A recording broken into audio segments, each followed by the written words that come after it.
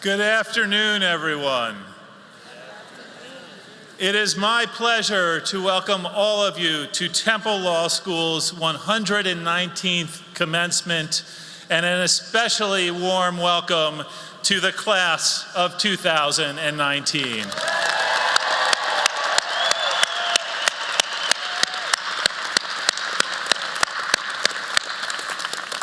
To begin our ceremony, I ask that you please rise again and remove your caps as our graduating student, Nolene Ermson, leads us in the national anthem.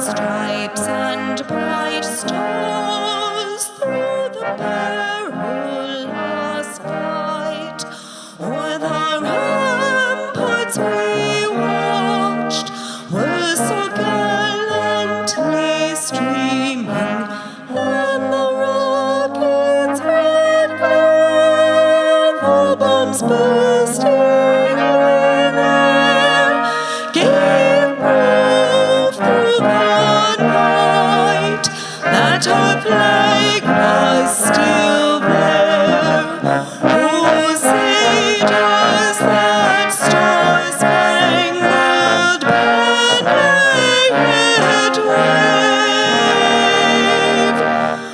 o'er the land of the free and the home of the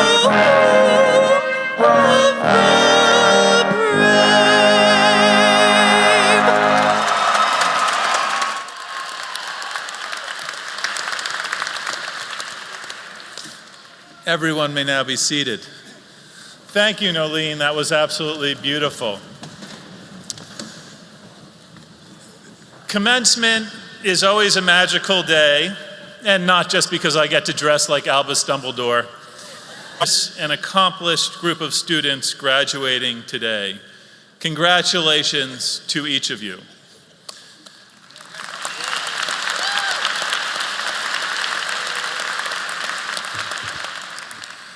Graduates, this is a day for celebrating all that you have achieved in law school and all that you will achieve in your legal careers. In a few short moments, your lives will be forever changed. You will no longer be Temple Law students, you will be Temple Law alumni, soon to be licensed lawyers, and our newest colleagues in this vital profession. As reluctant as we are to see you go, you are becoming Temple lawyers at a crucial time, a time when the world needs your vision, your sense of purpose, and your commitment to the rule of law. I often think that it is no accident that a school like Temple is located in Philadelphia. In many ways, Temple grew out of the ideals that were inspired and nurtured in this city.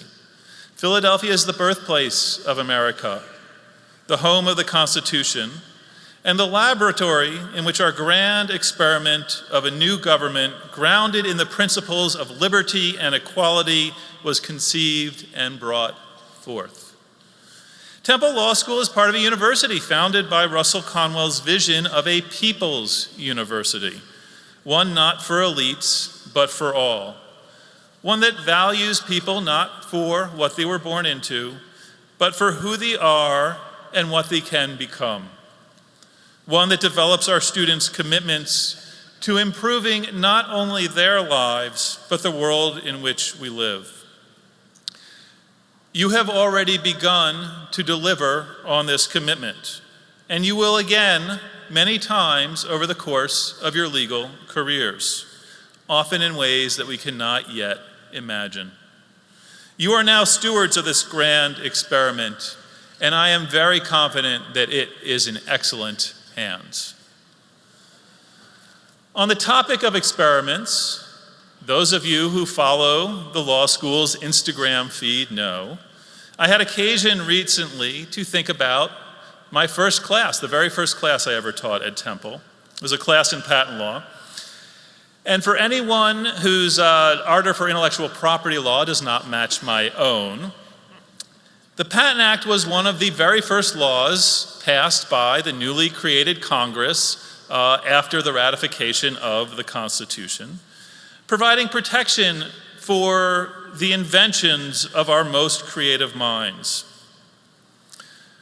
When I started teaching patent law at Temple, I was immediately struck by how our students share certain qualities with the inventors and innovators whose work we were studying in the course. An intersection of insight and creativity and resolve that makes our students a catalyst for change. Who better than Temple Law students to inherit responsibility for America's grand experiment, an undertaking that is still unfolding today in Philadelphia, across the country, and around the globe. Your drive, energy, and enthusiasm for making our world better are vitally important, for you are the inventors and the innovators who will lead us all into the future. Of course, our democracy and our pursuit of equality have not always been perfect, but that should only inspire, never discourage, the pursuit of our highest ideals. Wherever your practice takes you, however you use your legal skill, your creativity, your innovative vision, my charge to you is this: strive relentlessly to make things better. I said a moment ago that I have the highest confidence in you. I have had the great benefit of getting to know many of you as both a teacher and a dean. Your class brought energy, curiosity, diligence, and creativity to the school and to the work that we do. I know that you will bring those qualities to every endeavor you pursue, and that you will lead us forward as a profession, a community, and a nation. I speak for the entire law school when I say that it has been our genuine privilege to get to teach you and to get to know you. And we thank you for choosing Temple for your legal education. We are honored that you are now and forever will be a part of the Temple Law family. In keeping with our commitment to social justice, I want to take a moment to applaud the achievements of one particular group of graduates, our Rubin Public Interest Fellows. At Temple,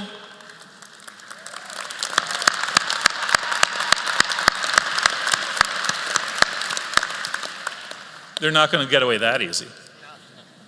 At Temple, we work hard to instill in our students a pro bono ethic that sets our profession apart.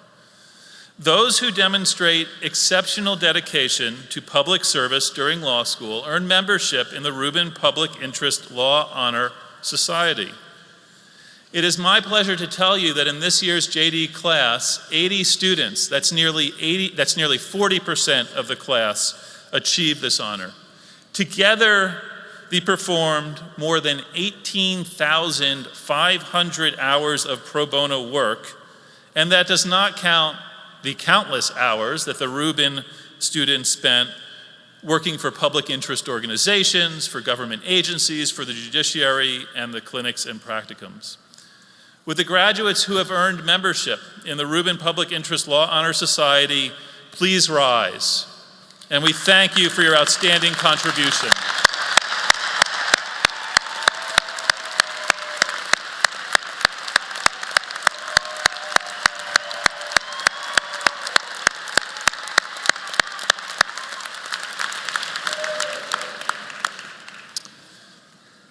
I want to recognize another truly outstanding group of individuals, our Temple Law School's faculty. Our faculty represents the absolute best in legal education, dedicated teachers and expert scholars devoted to our community and our society. They bring to their work the same diligence, creativity, and bold vision that I have asked of you. Although I have the privilege of getting to speak to you today, it is our faculty here on stage who have enabled your Temple Law School education and experience. I am extremely fortunate to get to work with such exceptional colleagues. Would our faculty please rise, and would everybody please join me in thanking them?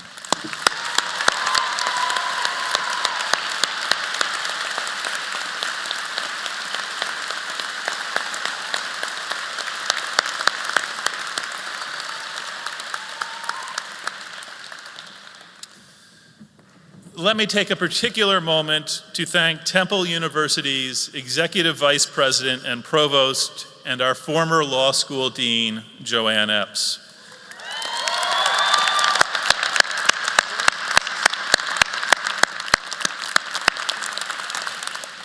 The part-time students in this graduating class, and particularly our evening division, started at Temple Law School while Provost Epps was dean.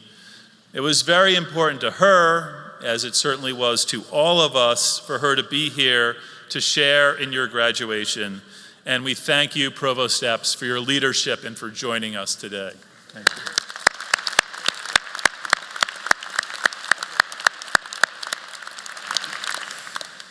We are also lucky today to be joined by another former law school dean, Robert Reinstein.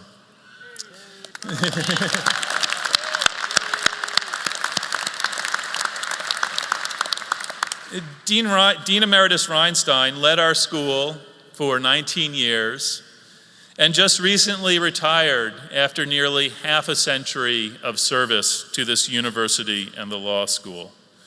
Would everyone please join me in thanking Bob for his leadership, which has made the law school what it is today. Thank you, Bob.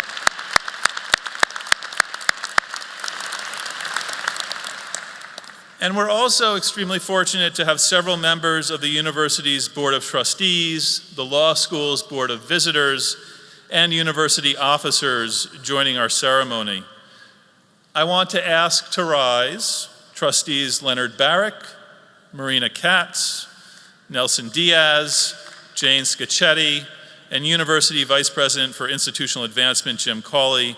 Thank you all for your leadership, support, and guidance.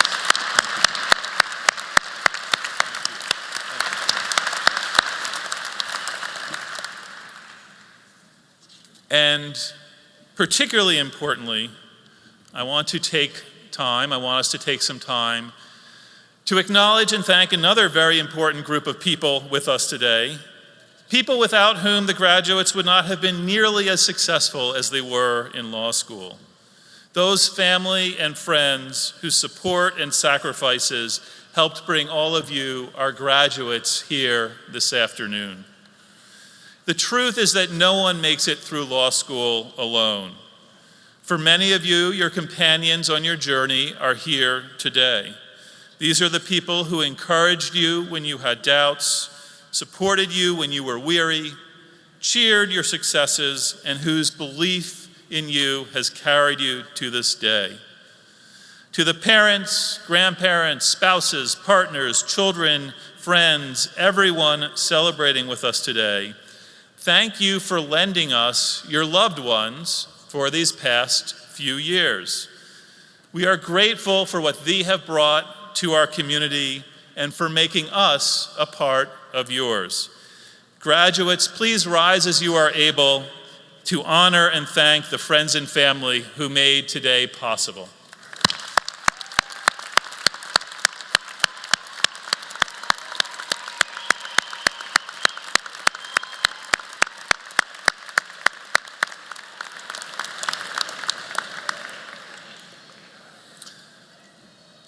I want to commend each of our graduates on choosing a career in law. With your degree, you gain access into a profession that touches almost every aspect of our lives. And with that privilege, you have also earned the responsibility of helping to administer justice in our society. There are many ways to serve the cause of justice, and it will be up to you to decide and pursue your own. We know that you have what it takes because you are Temple lawyers. You should know that by virtue of your presence here today, you have the knowledge, the skills, and the drive to be successful. Not just successful, but exceptional lawyers. As such, you are successors to an extraordinary calling, one that demands your full intellect, pushes your skills to the limits, opens up leadership possibilities, and enables you to make other lives better. Take advantage of this challenge. Use your Temple education to imagine a better world and then lead us into it. I will close by sharing something that my grandfather once said. Everybody should be part of a group that is larger than a family and smaller than a nation. You are now and forever will be a member of the Temple Law School community. We are proud to have you in our group and hope that you will keep a part of Temple in your soul. We look forward to watching you as you turn your dreams into successes. You are the graduating class of Temple University Beasley School of Law. You are Temple made, and we are Temple proud. From all of us, congratulations, Temple Law School class of 2019.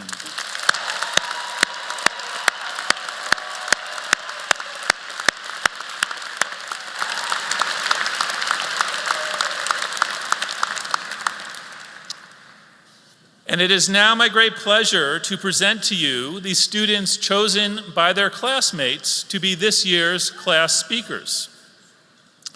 For the evening division, it is my pleasure to introduce Grace Shea of Angelou. Like many of our evening division students, Grace worked while attending Temple Law School. Fluent in 4 languages, Grace was a certified court interpreter for the Court of Common Pleas in Lehigh and Northampton counties. While at Temple Law, she worked with the Honorable William H. Platt in the Superior Court of Pennsylvania, was an Honor Code representative, and a member of the Dean's Council on Diversity and Inclusion.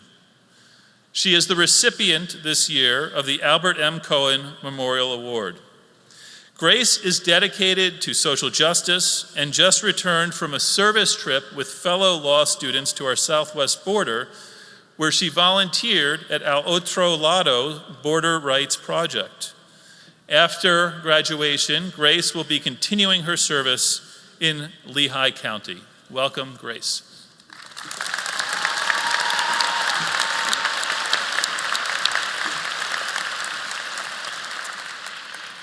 Thank you, Dean Mandel. It is an honor and a privilege for me to represent the evening division of the unique class of 2019. First, to our parents, guardians, siblings, our spouses and significant others, to our children, nieces and nephews, to our mentors, our extended family and friends. From each one of us, thank you. Thank you for your love. Thank you for your patience and for understanding why we couldn't always be there. Thank you for ignoring our emotional outbreaks during and immediately after final exams, and then again when grades were posted. Thank you for supporting us as we pursued our dreams and for encouraging us to keep going. Thank you for being our biggest advocates. This, our accomplishment, is as much yours as it is ours.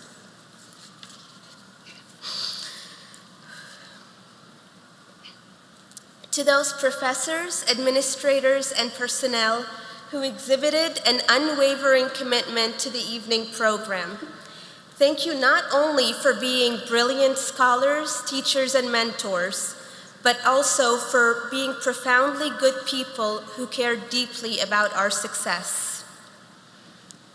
To my fellow classmates, what a great honor it is for me to be a part of such an incredibly accomplished group. We came together as one, as the evening division of the class of 2019, and together we made it. The success that we are celebrating here today was conditioned by the love and friendship that we shared, by the family that we built. We applauded each other's accomplishments, rejoiced at each other's weddings. We welcomed the next generation of Temple Law graduates. The babies made during the last 4 years are the most perfect ever. We celebrated promotions and retirements.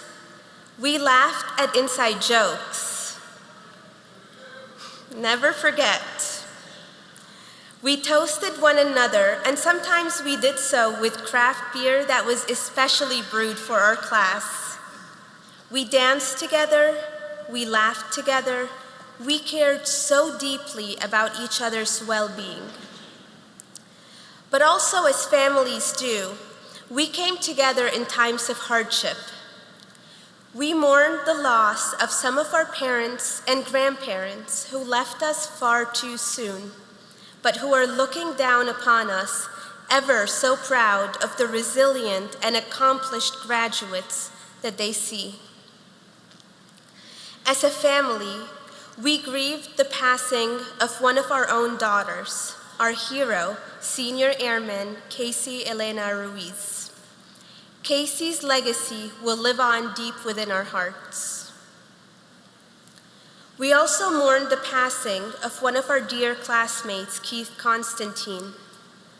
While we will always remember his enthusiasm, Keithy's most remarkable trait was his ability to perplex our professors and ourselves with the most complex hypos.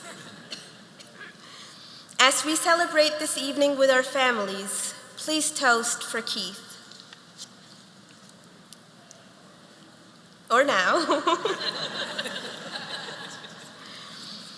Our support for one another was monumental. It was the cornerstone to the success we are celebrating here today. Though we may have come from worlds apart, we quickly realized that we could only triumph if we advocate for one another, if we empower each other to forge through to this very day. You see, the keystone to our education here at Temple Law is advocacy. Today, we will each earn a JD, but a Temple JD is far more than an advanced degree or added privilege. It is an invitation, a challenge to use our talents for the public good, to help about reforms that enhance the law's fairness and accessibility.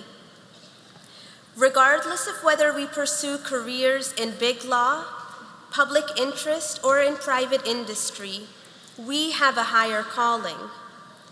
We may not be able to change the world, but we can and we must make a difference.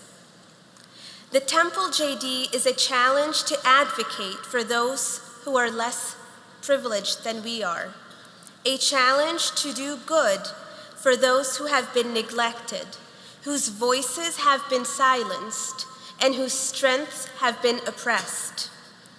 A Temple JD is a challenge to stand up for someone else, a challenge to empower others to stand tall or to kneel down. It is a challenge of the mentality of the us versus them. We are all us, and we are all them. It is a challenge to insist, thank you.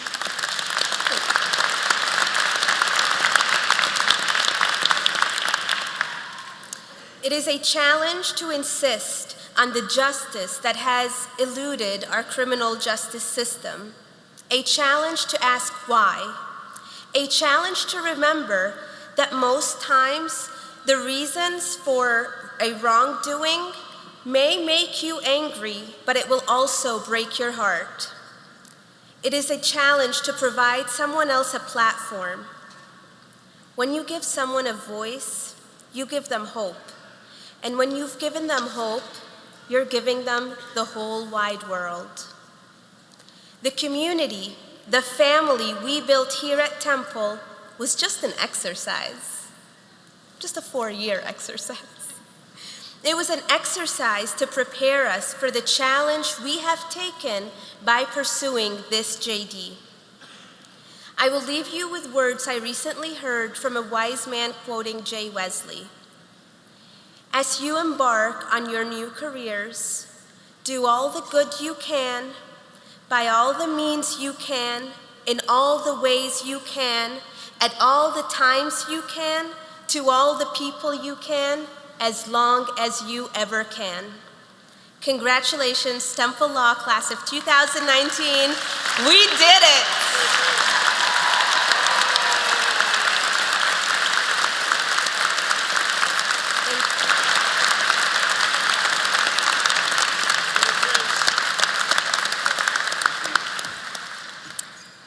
Dean Mandel, it is my pleasure to present you with these gifts from the Day and Evening Division of the Class of 2019. 70% of the graduating class generously contributed over $4,400 in appreciation of our wonderful law school. The faculty has graciously agreed to match the gift.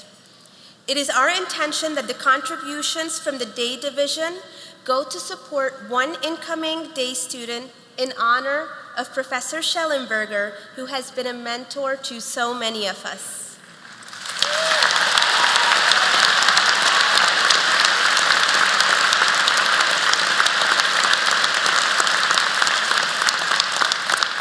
And it is our intention that the contributions from the Evening Division go to support one incoming evening student in memory of our friend, Keith Constantine.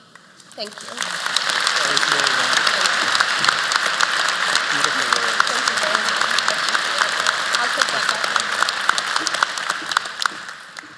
Thank you very much, Grace, for your beautifully insightful words, and to all of the graduating class for those tremendously generous contributions to the law school, and recognizing Professor Schellenberger and Keith Constantine, who he was a patent person, an IP person. I remember meeting him before he came to law school, and it was a real loss. It's a wonderful way to recognize him. It is my pleasure now to introduce our Day Division class speaker, Breanna Shaw.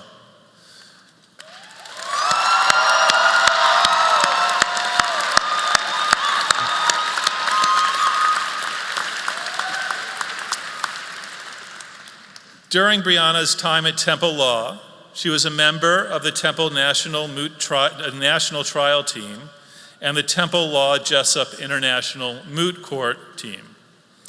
Breanna served as her class's vice president of the Student Bar Association for 2 years and was the criminal justice co-chair for the Temple Law National Lawyers Guild.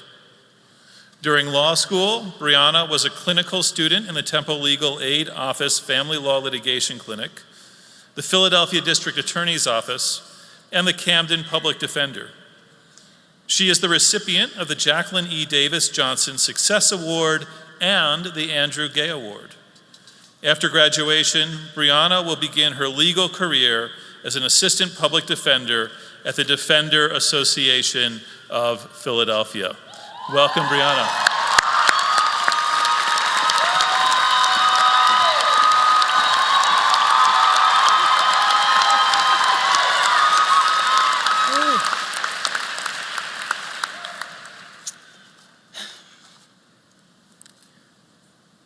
Grit and tenacity.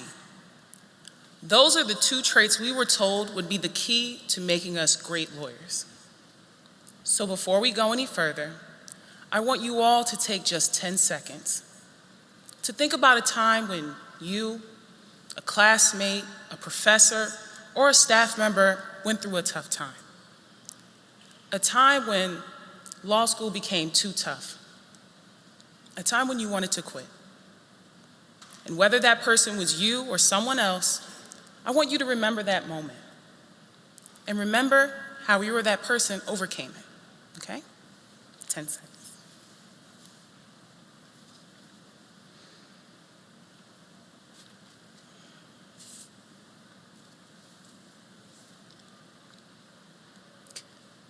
Got it?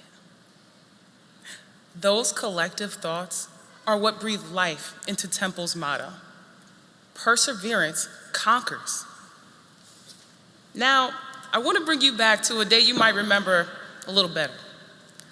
August 2016. It was our first time walking onto Temple's campus as law students. And during Professor Schellenberger's infamous grit and tenacity speech, he told us there would be moments during our law school careers that would shape us as law students, lawyers, and as people.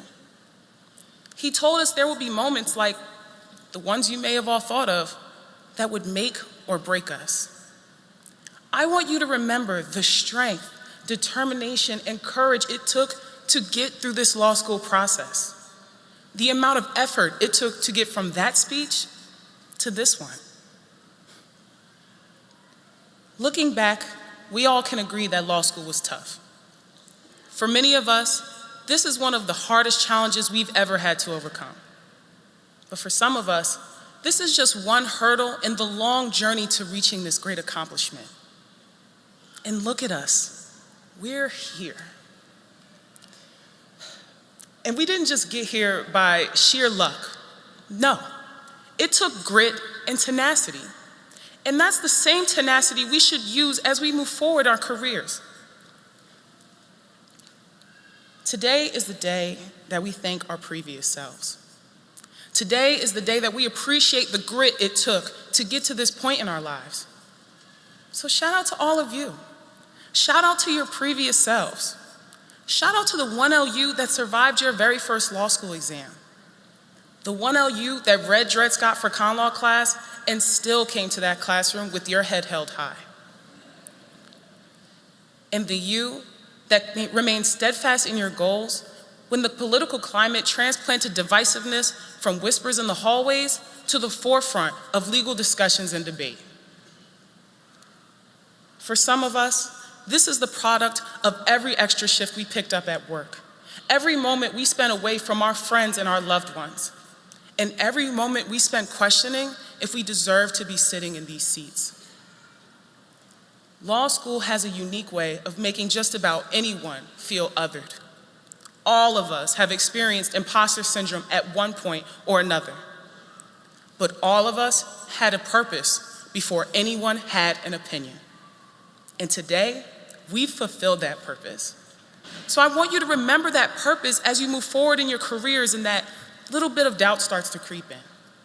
Remember your purpose and use it as motivation to go out and take up spaces that were made for someone as tenacious as you. Because anyone can take things that are handed to them, but very few can go out and get what they deserve.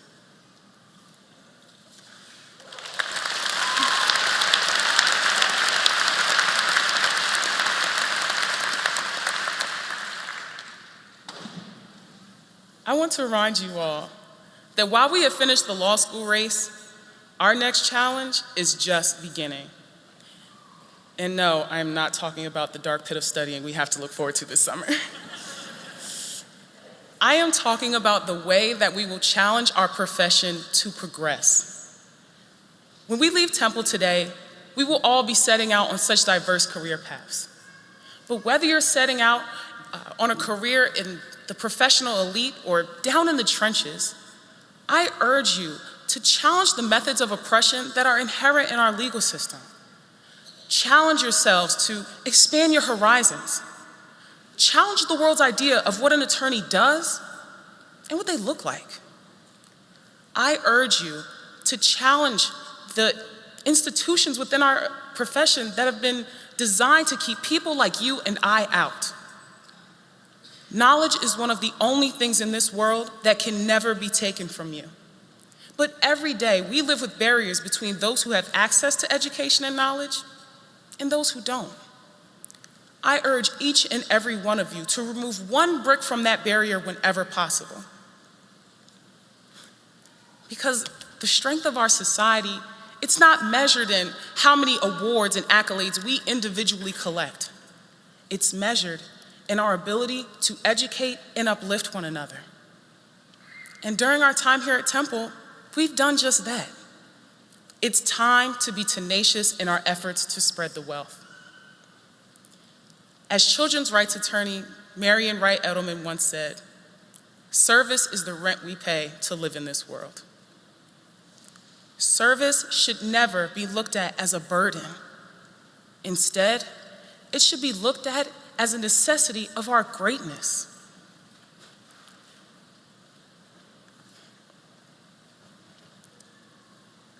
Sorry, guys.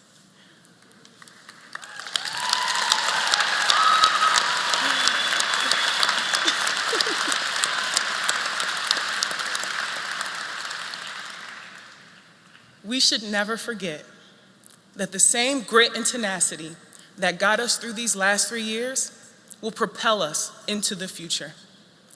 Today is the day that we stop surviving and start living. Congratulations to all of you.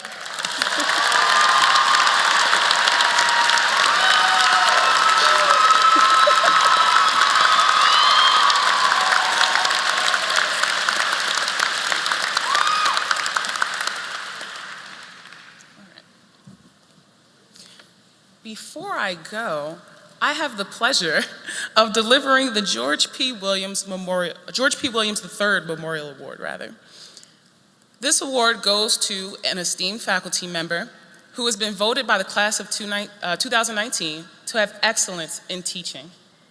This year's award goes to someone whose open door policy knows no bounds, who continues to be a mentor to each and every one of us every single day, regardless of how we're all feeling. This year's award goes to none other than our gritty and tenacious Professor Schellenberger.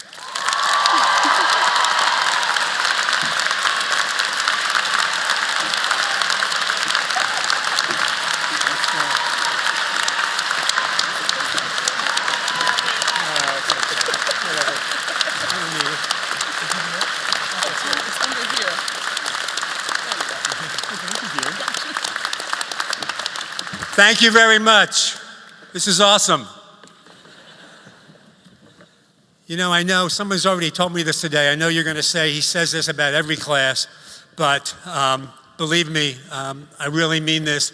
This is my most favorite class of all time.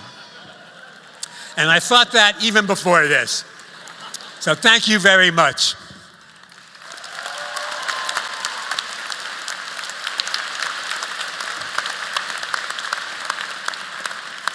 Congratulations, Shell. And like I said before, it's a very wise class. During my opening remarks, I noted the rich relationship between Temple Law School and the city of Philadelphia, including the values, ideals, and commitment to people that have become a hallmark of both. Our speaker today exemplifies these very virtues. Emily Bazelon is an author, a journalist, and a lawyer who uses multiple platforms to examine complex social problems and propose systemic reforms. Her first book, Sticks and Stones, was both a national bestseller and the topic of a discussion at Temple Law's 2013 symposium, Bullying, Redefining Boundaries, Responsibility, and Harm. She joins us this year after having just published her second book, Charged, a New York Times bestseller that tackles the problems of mass incarceration. Through the generosity of the Trial Lawyers Hall of Fame that you've walked by each day of your law school careers, we have been able to purchase a copy of Charged for every member of the graduating class. Both of Emily's books are firmly grounded in the lived experiences of individuals who have been impacted by the social and systemic injustices they have faced. Through telling their stories, Emily makes the case for legal and social reforms that elevate human dignity and increase equality, an apt description for the project of American democracy that began a few miles away. Emily is a graduate of Yale College and Yale Law School, where she currently serves as the Truman Capote Fellow for Creative Writing and Law. But her Philadelphia roots run deep. She is also a graduate of Germantown Friends School, and her family is well represented among the Philadelphia bar. We are delighted to welcome her home, and I am honored to welcome to the podium Emily Bazelon.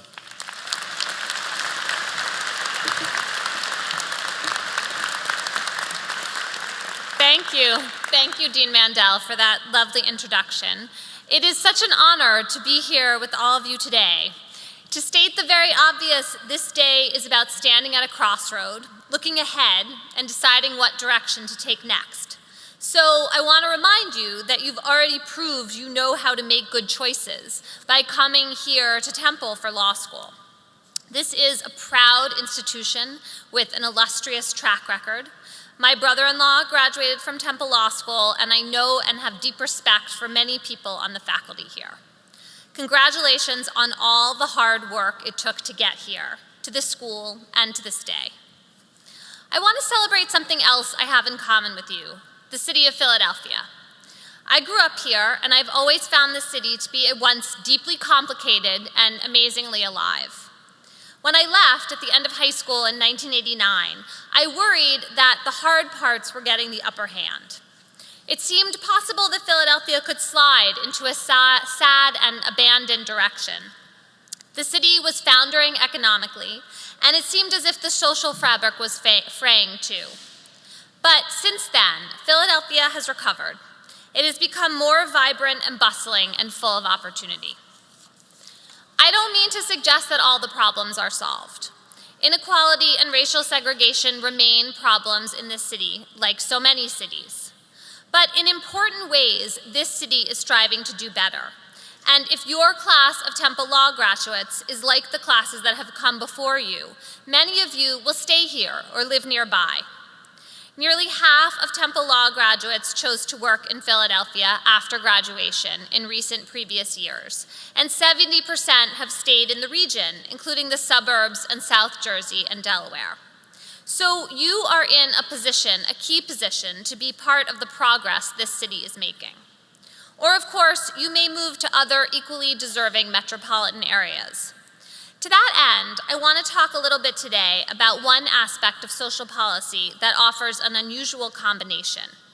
It is both in desperate need of change and has a window for change that is wide open right now. It's the subject of my new book, Charged. The United States spends far too much money locking up far too many people for far too long.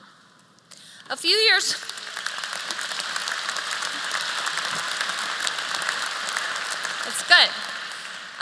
ago, a politician had to be brave to say anything like that out loud. Now, it is a mainstream and bipartisan and widely accepted view. In a 2018 survey conducted for the ACLU, nearly 60% of recipients said they would be more likely to support a candidate who supports reducing the prison and jail population. Achieving that goal is now an accomplishment that politicians showcase. In December, Congress, by wide margins, passed the First Step Act to reduce some drug sentences and improve conditions in federal prisons. President Trump, despite painting a frightening picture of crime-ridden American carnage at his inauguration, invited the first drug offender released as a result of the First Step Act to his State of the Union address. And Kim Kardashian persuaded Trump to grant clemency to one sympathetic drug offender, and now plans to make a documentary called The Justice Project, and to become a lawyer like you. My own feeling about this is that we should welcome her to our ranks, because this is what it means for a cause to go truly mainstream. It's all pretty head-spinning after decades of elected officials competing to lock up more people and spotlight the scariest crimes. But with public opinion shifting far and fast, and politicians hurrying to catch up, You could even argue that criminal justice reform has become an issue like marriage equality in terms of the turnaround in public attitudes. And cities like Philadelphia are leading the effort to reduce and even end mass incarceration. They've begun doing that with a crucial recognition that local prosecutors, led by the elected district attorney, are the single actors in the system who can end mass incarceration without changing a single law. We often think of prosecutors and defense lawyers as points of a triangle on the same plane, with the judge poised above them. Equal contest, level playing field, neutral arbiter. That image, however, is very much out of date. It's just not how the system works anymore. Because of mandatory minimum sentences and the expanding criminal code, the key decisions in a case are decisions prosecutors either hugely influence or entirely control, sometimes to the great frustration of defense lawyers who have fewer resources to do their incredibly important jobs. I'm talking about requesting bail, choosing charges, and setting the terms of a plea deal. At each of these stages, it is prosecutors, not judges, who are effectively pulling the levers. It's all about discretion, according to Eric Gonzalez, who's the district attorney in Brooklyn. Do you authorize the arrest, request bail, argue to keep someone in jail or let him go? Or do you go all out on the charges and take a plea bargain? It's prosecutors who decide these things, and especially who decide who gets a second chance. And as a result of this, prosecutors also hold the key to change. They can protect against convicting the innocent, they can guard against racial bias, and they can seriously curtail mass incarceration. So if you change who sits in the prosecutor's office, you can make the system begin to operate differently. The power of the DA makes him or her the actor who can start to fix what's broken. And in the end, this power of the local district attorney is our power, because we the people, us, the local voters, we're the ones who elect prosecutors. So the First Step Act got a lot of national media coverage, and its bipartisan support is important for the national narrative about the appeal of reform. But in fact, the law will affect a tiny fraction of the country's 2.2 million prisoners. In reality, you don't have to fix Washington to fix criminal justice. You don't even have to start by fixing Harrisburg or another state capital. This is a reform movement that starts at home, with cities and suburbs. About 95% of criminal cases are prosecuted in local courts, not federal courts. To me, this is especially welcome news right now, in a moment of turmoil and uncertainty for our national government. When I feel most concerned about what's happening in Washington, I think, well, we need to make our cities and metropolitan areas as good a place to live as we possibly can. Traditionally, conservatives have been attuned to this value of federalism and the importance of state and local government.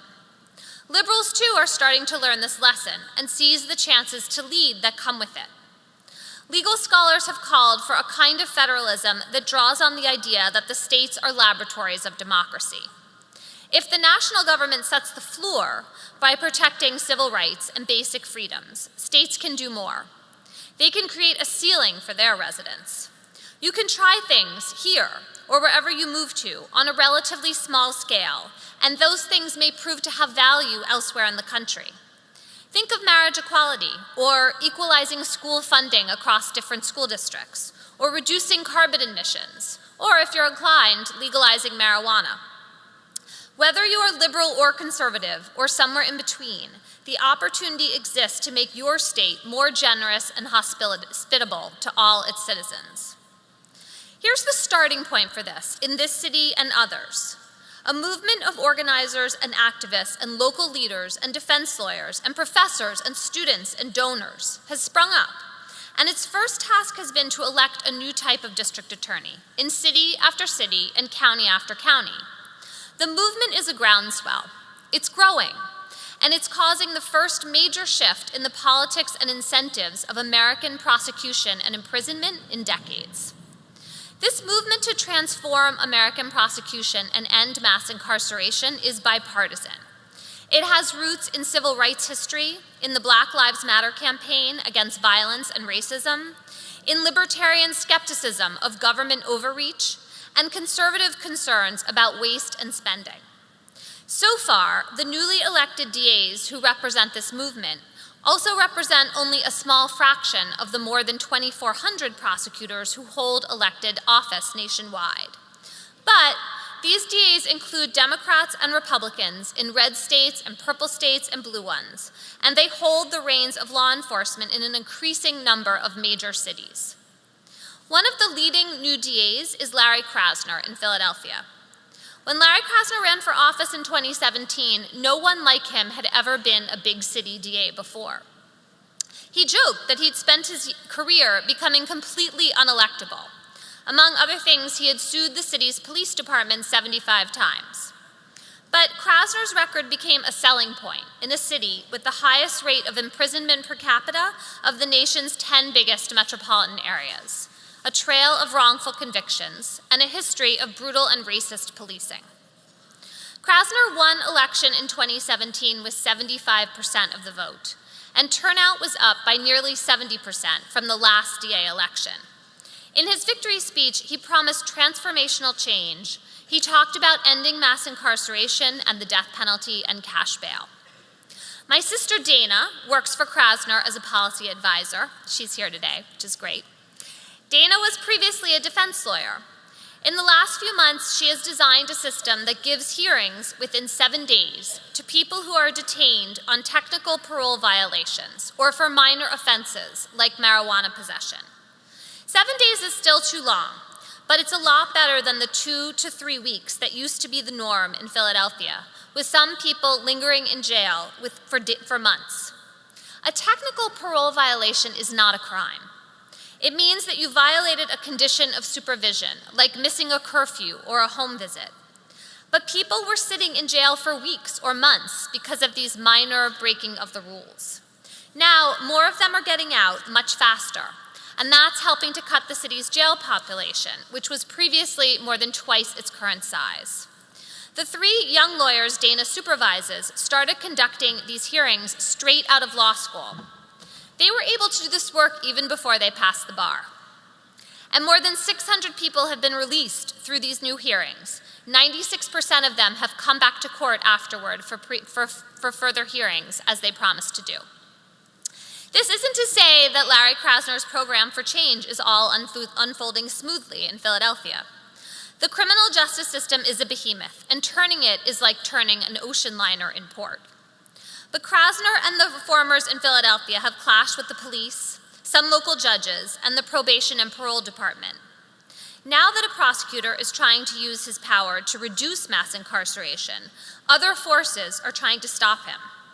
But if Philadelphia can succeed in this experiment, the potential gains are vast. The city can show state legislatures that it's safe, physically safe and politically safe, to dismantle the punishment machine. We built this machine to pump at a high velocity when crime was high, but now crime is much lower, and this machine we built is still pumping, with all the attendant human and fiscal costs. My hope, is that cities like Philadelphia can pave the way to dismantling this machine, and in the end, to repealing the mandatory sentences that gave prosecutors their outsized power. District attorneys like Larry Krasner will succeed when they give up power and they have less of it. So how can all of you contribute to making your city and state more just as citizens and as new lawyers? First, you can be part of redefining the terms of the debate about public safety. Ending mass incarceration and ensuring fairness throughout the system, these ideas are not in tension with public safety. They are integral to it. People tend to uphold the law when they believe that it's reasonable and applied evenly and fairly. When people have that faith, they're more likely to help the police solve crimes and to come to court as witnesses. With only about 60% of murder cases currently in America resulting in an arrest or another resolution, and that percentage is even lower for other violent crimes, you can see how distrust of the law may in fact be our biggest threat to public safety. In a new blueprint for reform, a nonprofit group called the Justice Collaborative makes an underappreciated and I think crucial point. Law enforcement is not the only or even the most important answer to addressing cycles of violence. Good policing is important and every community deserves it. But just or more essential to preventing crime and to improving community well-being is what sociologists call social cohesion. They're talking about trust and communication among the people who live in a neighborhood, fostered by organizations that serve them. There's a sociologist at NYU in New York, Patrick Sharkey, and he's actually quantified this effect. He collected data from more than 200 cities over 20 years, and he found that each addition of a community-based nonprofit group accounted for a drop of approximately 1% in a community's murder rate. And so Sharkey writes that while police departments remain crucial to keeping the streets safe, community organizations may have the greatest capacity to play a larger role in confronting violence. In his analysis, Sharkey included all kinds of nonprofit groups working on neighborhood development or drug treatment or job training. When organizations like these work well, they throw off preventing crime as a kind of byproduct. A community group can start by cleaning up a park or converting a vacant lot into a playground. A safer space means that kids are out and then adults are out to watch them, providing supervision and deterring crime just with their presence, even if that had nothing to do with the goal of cleaning up the park or building the playground. It's really fairly intuitive, I think, when you think about it. We all want to live in neighborhoods with good schools and access to healthcare and mental health care and other services. I think sometimes, though, the people who are fortunate make the mistake of thinking that people who live in poor neighborhoods or who wind up caught in the net of the criminal justice system are different and separate and other. My grandfather, David Bazelon, was a judge in Washington, D.C. from the 1950s to the 1980s. And in 1971, which happens to be the year that I was born, he gave the commencement address at George Washington University Law School. So I read his speech in preparing to give this speech. My grandfather, I should tell you, grew up in a poor family.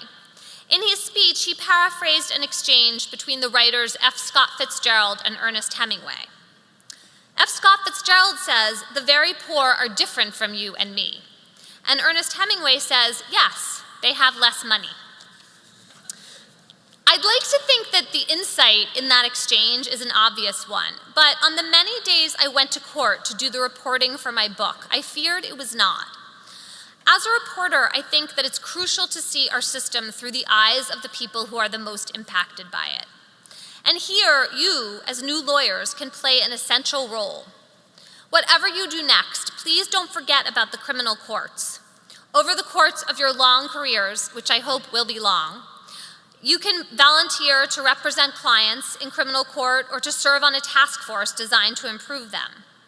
New attorneys can often start in Philadelphia by representing children in abuse and neglect proceedings.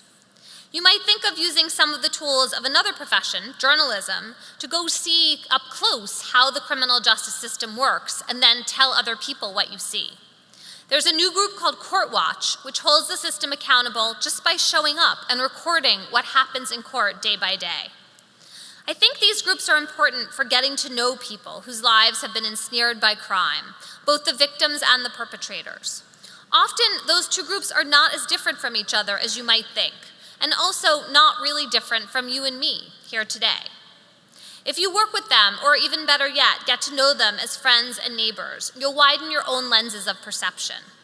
You'll see things you didn't see before, and maybe that will change the work you do as a lawyer and how you think about shaping the next generation of the legal profession. Service in state and local government is one of the proudest traditions of this law school that you have had the privilege to attend. The Temple graduates who have preceded you are among the leaders at all levels of government in Philadelphia and Pennsylvania. They occupy the ranks of the judiciary, the legislature, and state and city agencies. I hope some of you are planning your next jobs in public service, here or somewhere else. I think you'll find it rewarding because in state and local government in particular, there's this manageable aspect of size and of scale. You can make your influence felt. You can work for and with the people that you live alongside. Beyond the challenges of criminal justice, there are so many other ways to think about how to make our society more equal. This is, I believe, the most pressing challenge of our time. The best way I know how to address it is to cross the lines of class and race that tend to divide us. And as lawyers, you can do this. Wherever your career takes you, to a private law firm, to a business, academia, or the nonprofit or public sectors, being a lawyer comes with opportunities and indeed obligations for service. So you might think about how we could have more affordable housing in our state, or about access to a good education for everyone, the kind of education that you all have been lucky enough to receive here.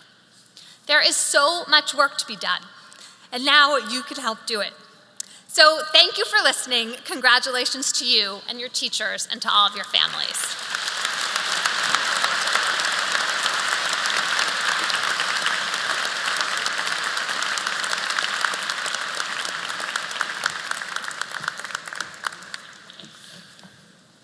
Thank you, Emily, for sharing such deep insights generously with us today. I know that you have given each of us a lot to think about and consider.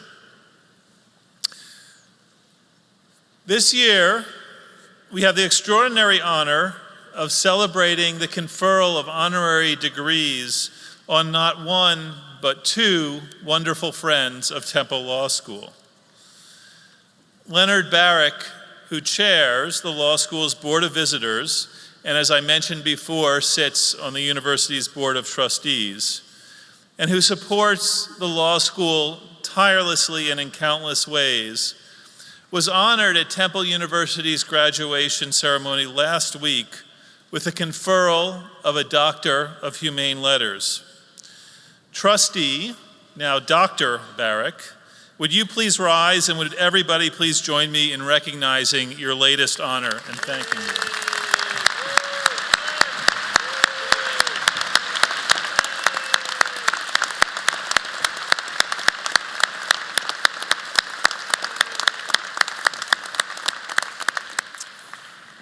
Come to think of it, Len, as our graduates today may have been wondering and may be pleased to note, technically you were already a doctor pursuant to your Juris Doctor degree. So we are now going to refer to you as Dr. Barrick. We also have the honor at this ceremony of conferring the Doctor of Humane Letters degree upon Stephen A. Scheller, whose name graces our law school's Scheller Center for Social Justice. Like many in the profession, Steve became a lawyer in order to pursue greater justice in our society. As is evident from his biography that you have in your program, he has been tremendously successful in that pursuit. What I have always found particularly inspiring about Steve's work is the degree of innovation and creativity with which he represented his clients, pursuing relief on their behalf in new and unprecedented ways. Steve has brought the same sense of perspective and fresh vision to the Beasley School of Law, where the Scheller Center for Social Justice has become a locus for training students in innovative lawyering strategies.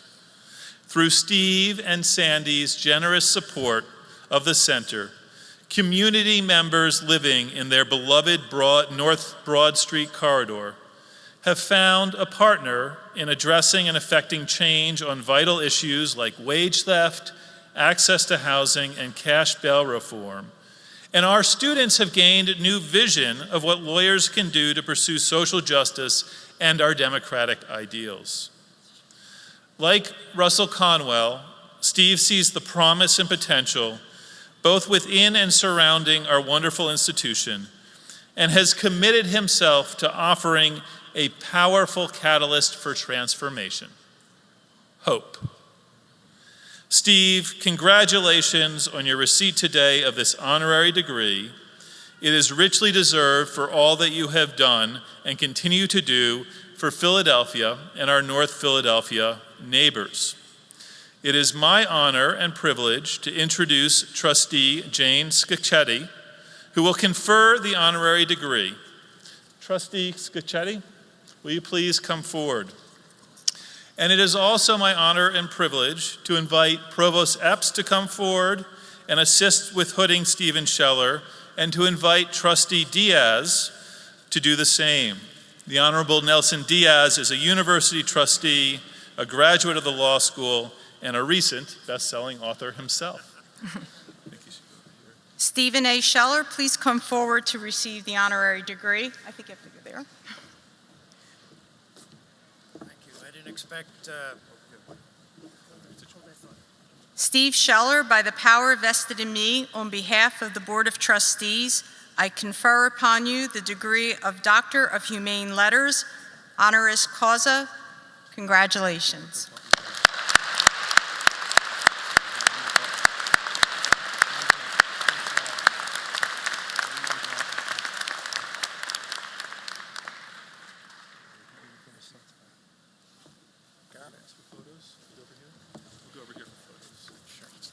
Thank you. I didn't expect three fine people, and I know I'm good friends, and I'd like to note that Justice Daugherty, the Chief Justice of our state Supreme Court, is sitting in the front row. Welcome.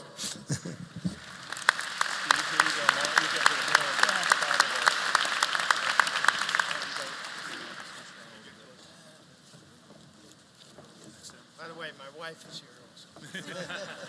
And one of my daughters. Congratulations.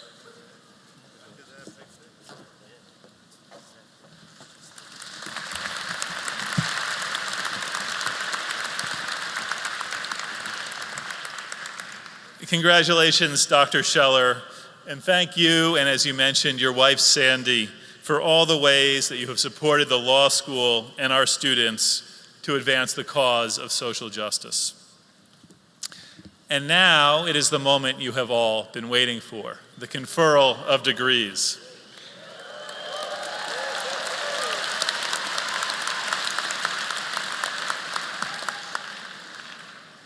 We will be led in our conferral by two members of the Temple University Board of Trustees and also members who are also members of the Temple University of the Law School's Board of Visitors and who I introduced earlier, Leonard Barrick and Marina Katz. Both of them are now three-time recipients of Temple degrees. So did you hear that, graduates? There's something to aspire to. We look forward to having you back. We have two special traditions at the law school that take place as part of our degree conferral ceremony and that reflect upon our feeling of community. The first is that graduates whose immediate relatives are also alumni of the law school can have their family member present them with their diploma. The second is that we invite our graduates to bring their children with them as they cross the stage. So if you see some people crossing the stage who look a little too young to be lawyers, do not be too alarmed.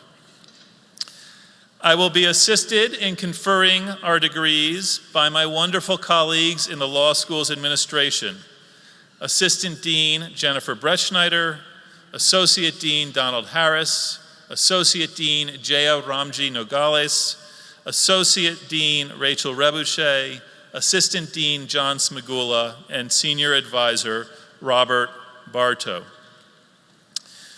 I invite Trustee Marina Katz to confer the Master of Laws degrees, and I would also like to call Assistant Dean John Smagula to present the candidates. So you can go, you're right here, JS. Got it.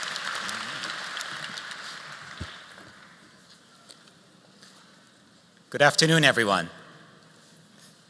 Will the candidates for the degrees of Master of Laws for International Students, Master of Laws in Taxation, Master of Laws in Transnational Law, and Master of Laws in Child Advocacy please rise?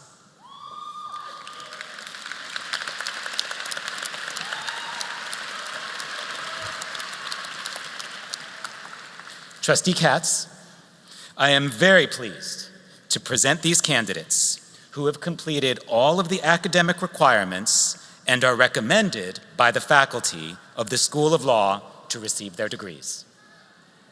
By authority vested in me, by the Board of the Trustee, I confirm upon you the degrees that you have earned with all rights, honors, and privilege pertaining thereto. Congratulations.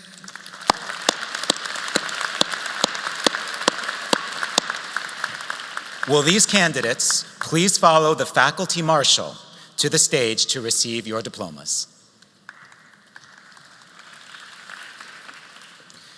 Doctorate in Juridical Science, Livia Ventura.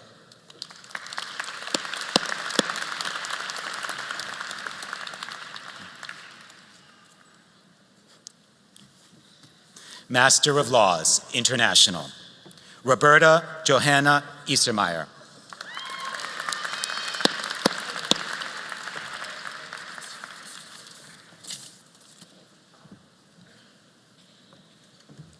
Fatih Oz.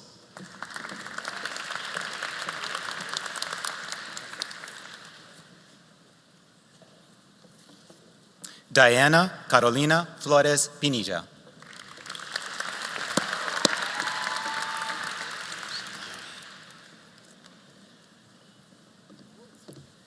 Shailashri Shinamgaram.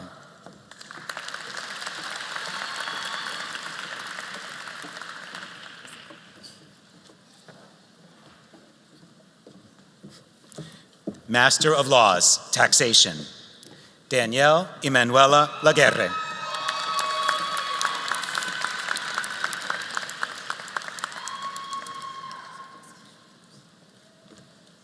Juliette Nairi Voskenian.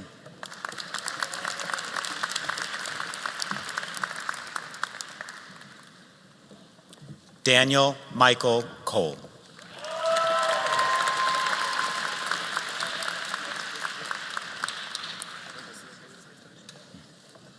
Master of Laws, Trial Advocacy, Tony Ahmed.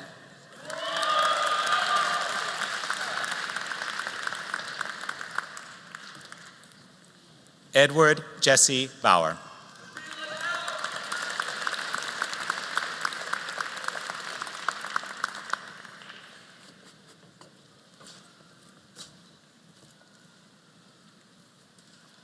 Tamara Wayne Bullock.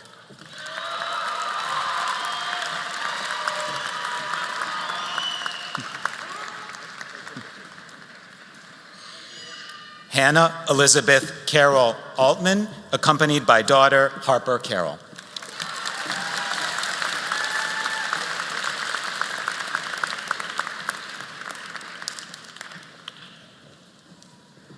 Carlos Concepcion Castro, with honors, accompanied by daughter Mariana.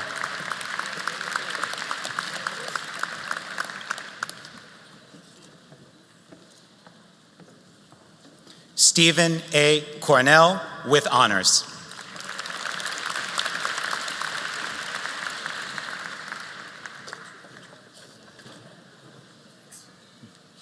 Charlotte Ramsey Gunasaharan.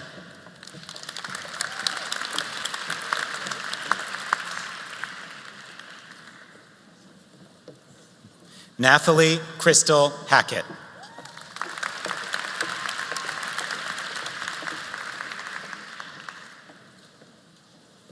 Igor B. Litvak.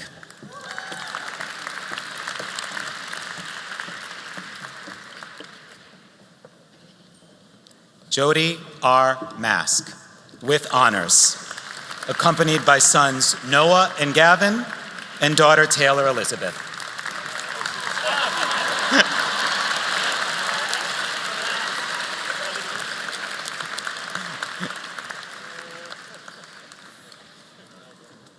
Brian A. Rice, with honors.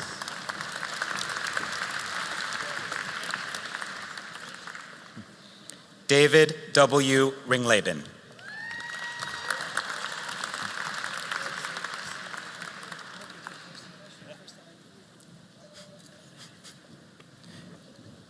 Christina Marie Rousseau.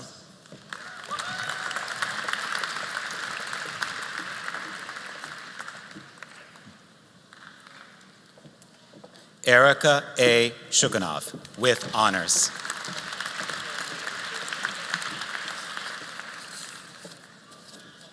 Christian Trinidad de Jesus.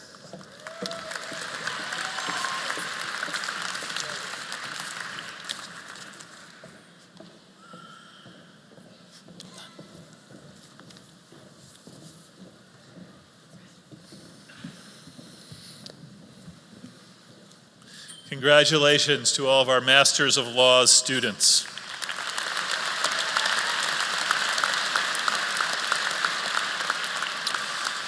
I would now like to invite Trustee Leonard Barrick to confer the degrees of Juris Doctor, and I would like to call Assistant Dean Jennifer Breschneider to present the candidates.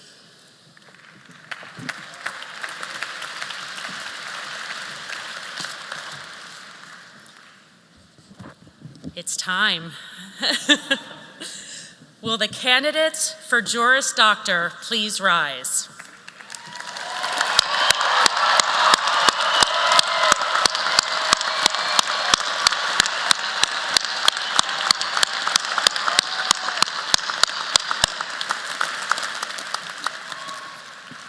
Trustee Barrick, I am very pleased to present these candidates who have completed all of the academic requirements and are recommended by the faculty of the School of Law to receive their Juris Doctor degree. Thank you. By the authority invested in me by the Commonwealth of Pennsylvania and the Board of Trustees of Temple University, I hereby confer upon you the Juris Doctor degree that you have earned with all the rights, honors, privileges pertaining thereto. Congratulations.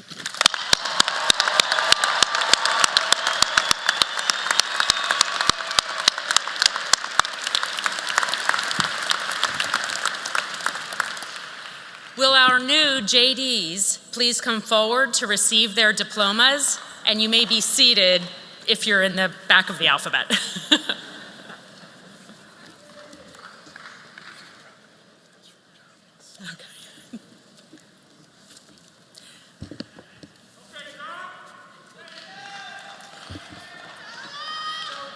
Adetola Ajayi.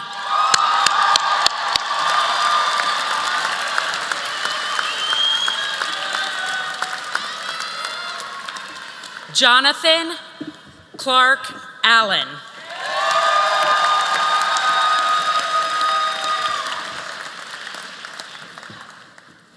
Madhumita Anand, magna cum laude.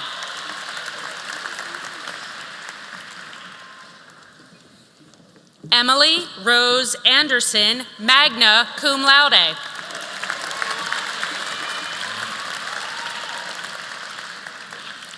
Isabella Babchinetskaya, summa cum laude.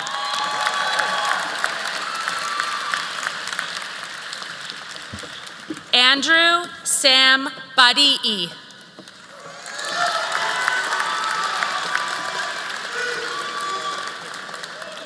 Jeffrey Saul Bash, cum laude.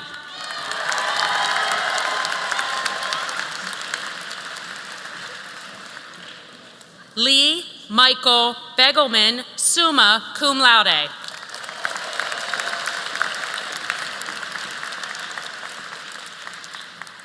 Jennifer Camilla Berger, cum laude.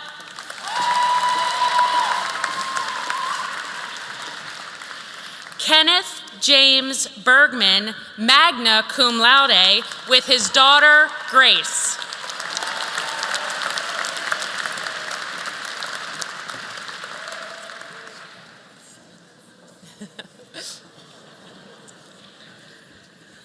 Huri Jonas Berhana, with his son, Baraket.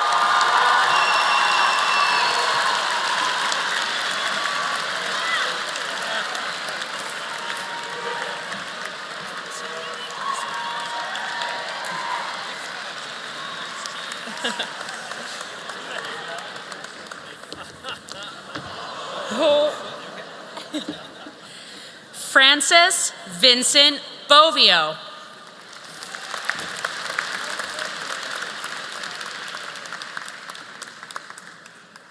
Max Christopher Bracero.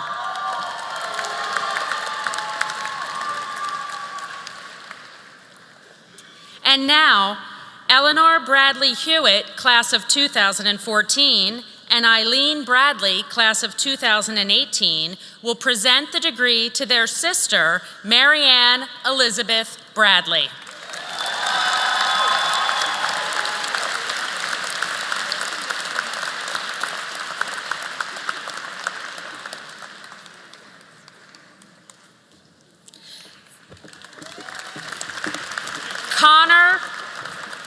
Connor Joseph Brooks.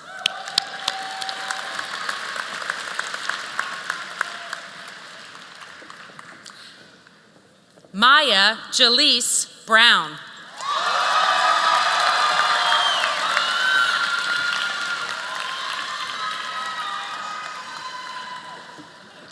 Megara Lynn Bunch.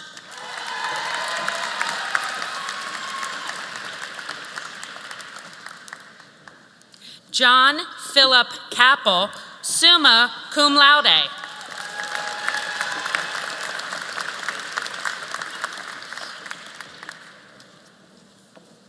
Grace Shea Hood Vangelo with her nephew.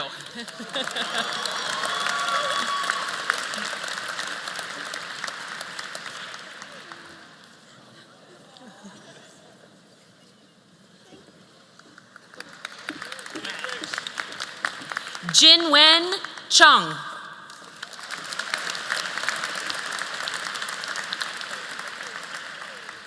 Stephen R. Cherokee.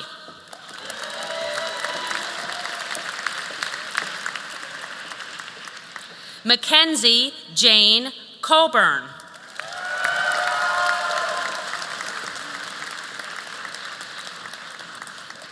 Daniel Michael Cole.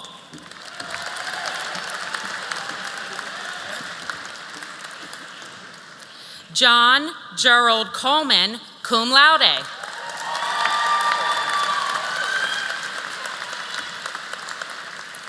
Carrie Lee Colfer.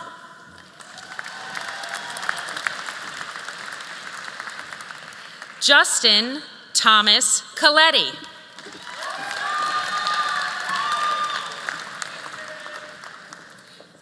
And now, Lisa Bellett Collins, class of 2004, will present the degree to her son, Samuel Oberon Collins.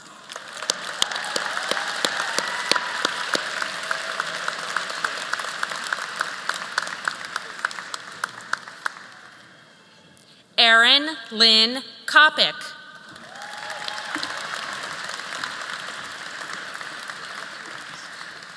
Carla Alejandra Cortaveria.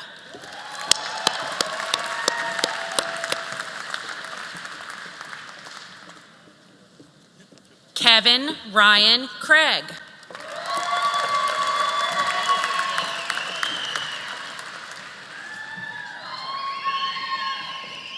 Karen Vallis Kramer.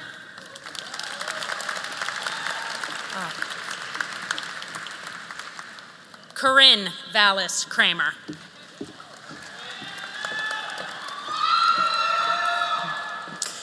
Gregory A. Dashko.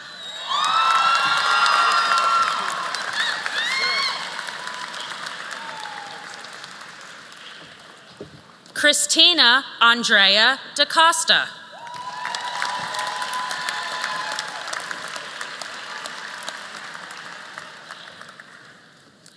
Arik Spencer Davidson.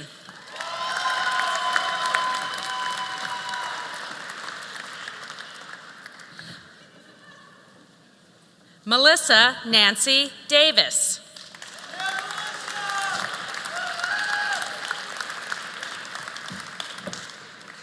The Reverend T.J. Denley.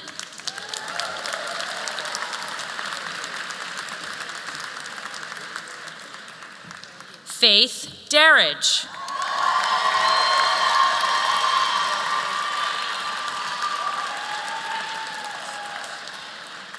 Anuja Desai.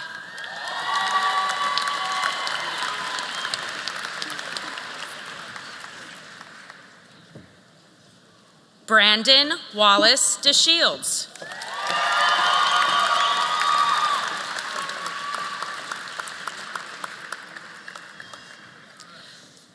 Anjali Deshpande, magna cum laude.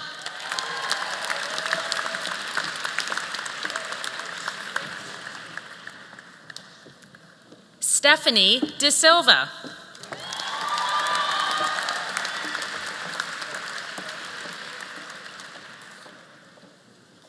Daniel R. DeSpirito with his daughter Monica and his sons Chase, Nikki, and Santino.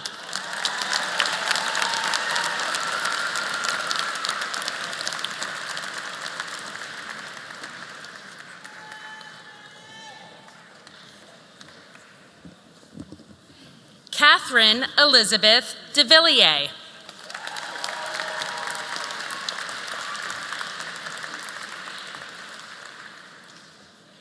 Dia D.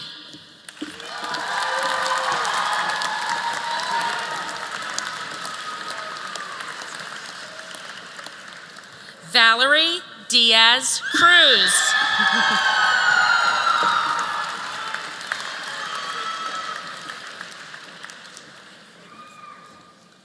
John G. Dickmack Jr., cum laude.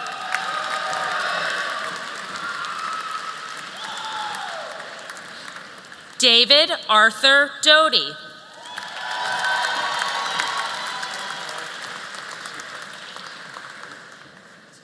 And now, the Honorable Kevin Daugherty, Justice of the Pennsylvania Supreme Court and Class of Temple 1984, will present the degree to his son, Sean M. Daugherty.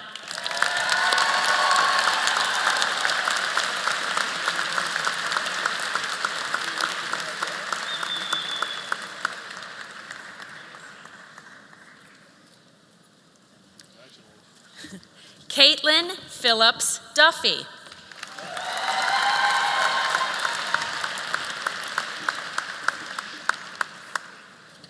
Precious Daniel Edom.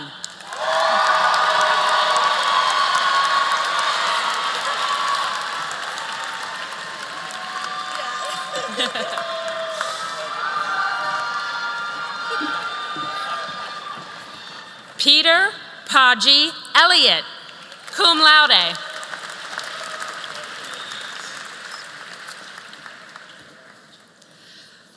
Elise Marie Estremera.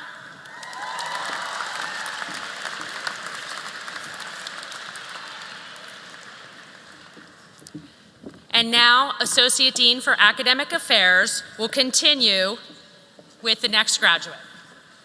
Thank you. Marisol Elisa Ferguson with her daughter, Madison.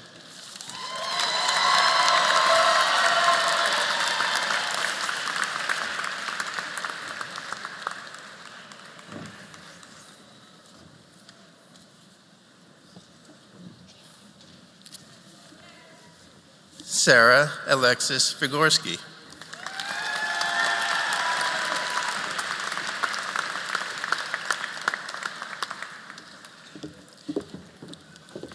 Jared Haas Fink, cum laude.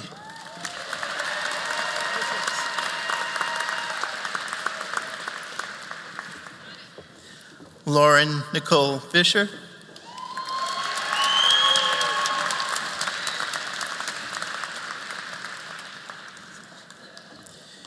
Jonah Lee Fish-Gertz.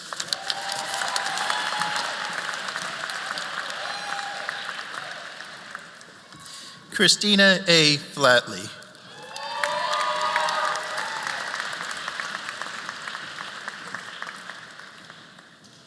Kimya Miriam Feruzin.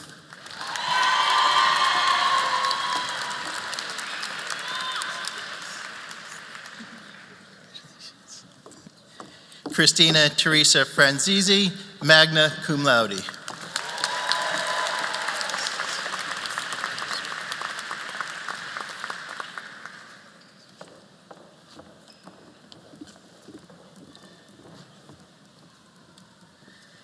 Smodar Geffen. Sorry, that's Oh, yeah. Dina, sorry, Dina Gayanova, cum laude. You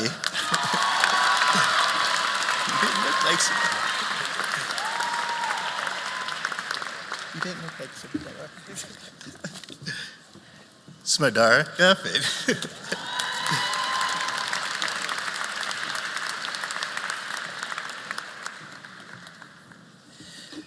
Philadelphia George.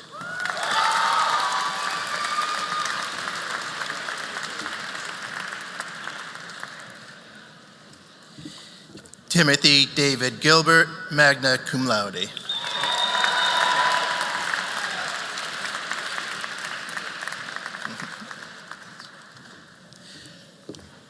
Joel William Glazer, cum laude.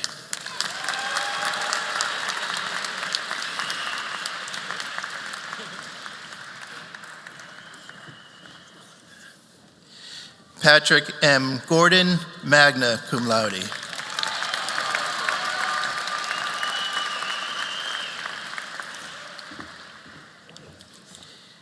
Kelly Elizabeth Grady.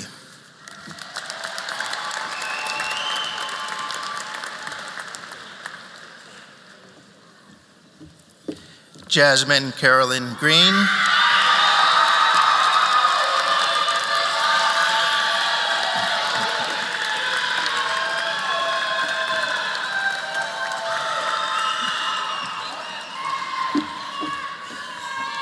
Jessica Lynn Henschel, magna cum laude.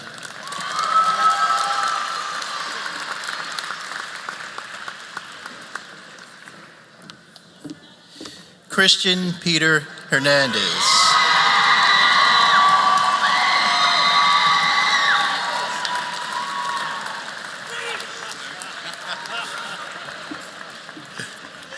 Allison Lee Hunter, cum laude.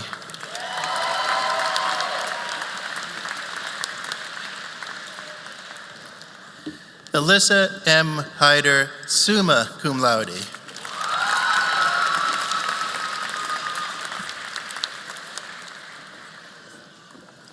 Peter Dubrow Heinemann, summa cum laude.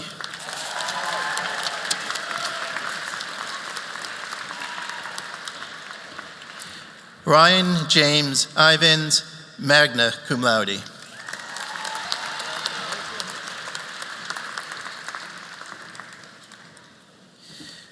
Kristen Y. James.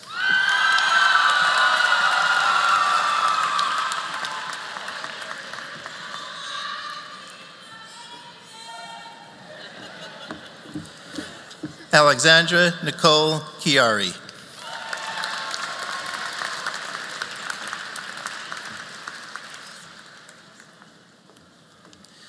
Laurel Ann Candianis.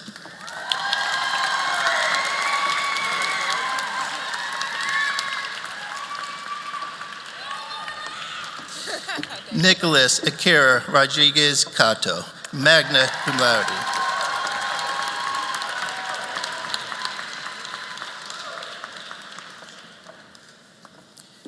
Jasper T. Katz, cum laude.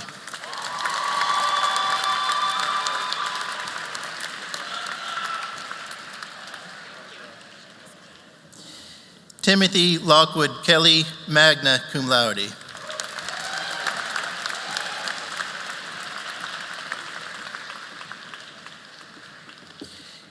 Kaylin Jade Kerr.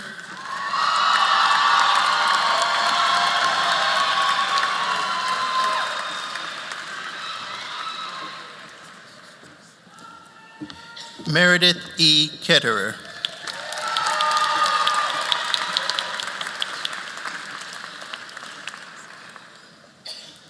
Hope Elizabeth Kilday, magna cum laude.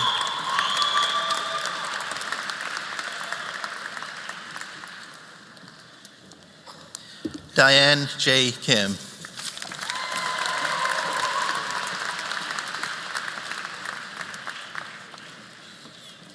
Mina Kyung Kim.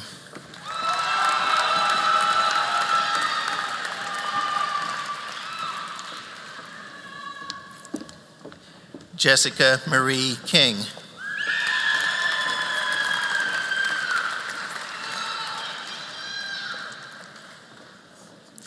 Alicia Nicole Kinlaw, summa cum laude.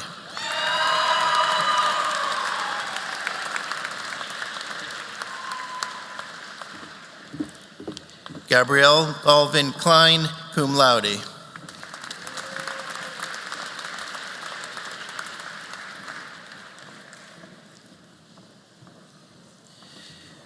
Tracy Michelle Klein.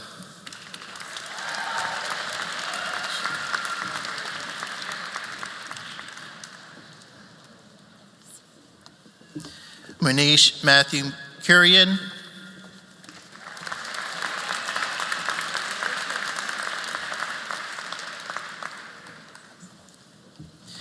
Jessica Rachel Latterman, magna cum laude.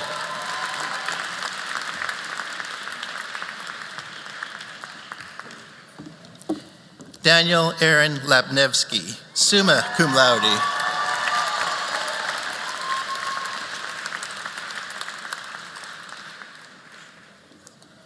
Mackenzie Ruth Larson, cum laude.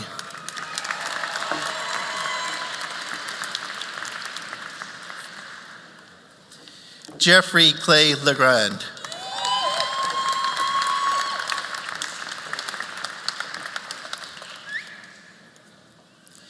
Travis William Latham.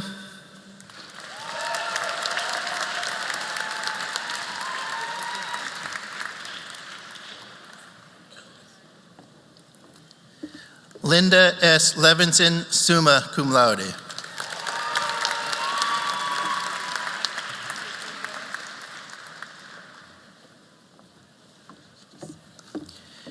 Joshua H.K. Levy.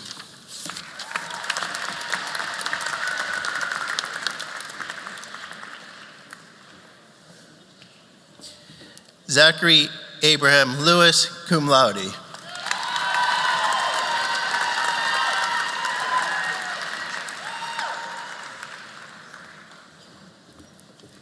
Christopher Lynn, magna cum laude.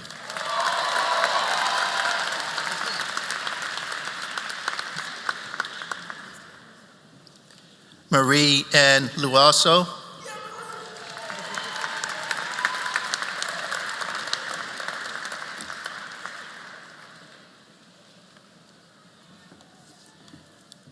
Forrest Emerson Lovett, summa cum laude.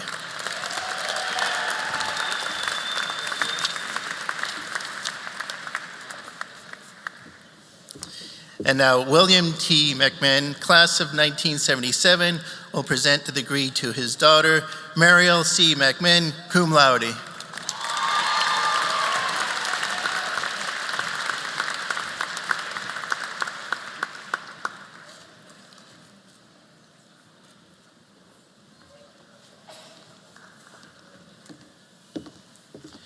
Shavana Sasha Mirage.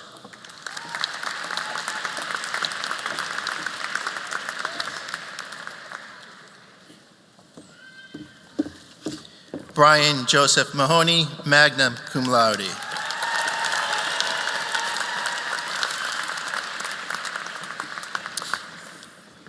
I would like to also mention that Alexandra Nicole Chiari was cum laude.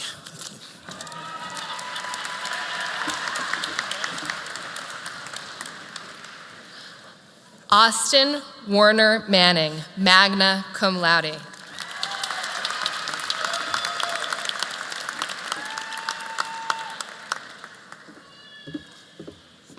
Megan Mariner, accompanied by her daughter Charlotte and her sons Owen and James.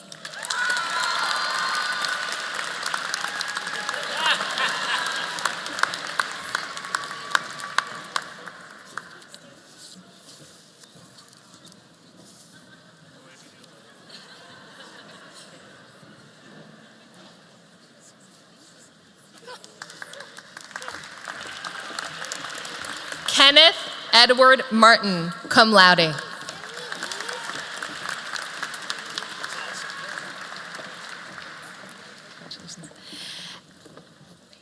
And now Wayne Maynard of the class of '87 will present the degree to his son, Kane Charles Maynard, cum laude.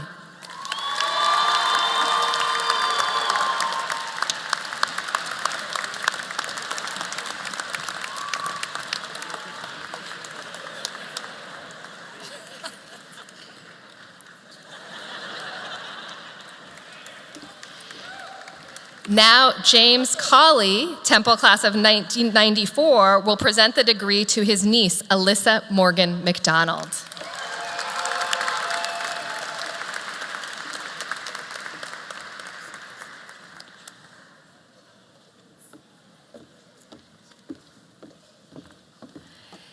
Kevin P. McGilloway.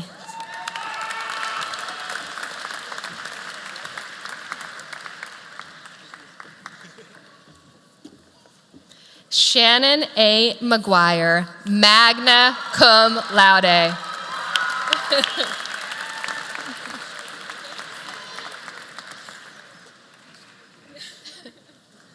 Congratulations.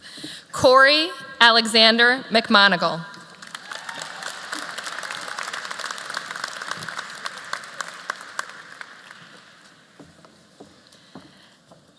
Alexandra Lynn McNulty, magna cum laude.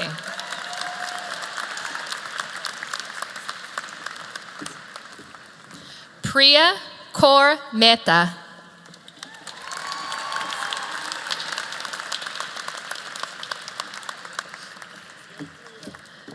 Sabrina Mercado.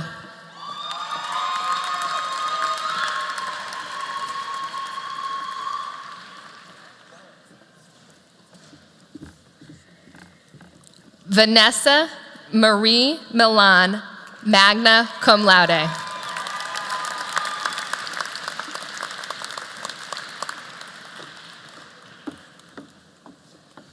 Nicholas James Milanese, cum laude.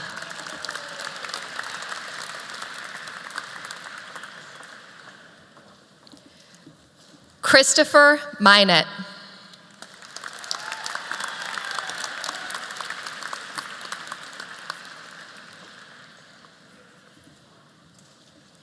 Sarah Ahmed Mohammed.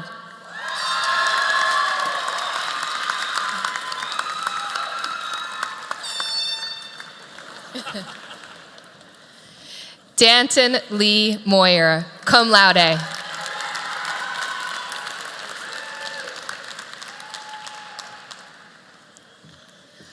Chloe Rain Mullen Wilson, cum laude.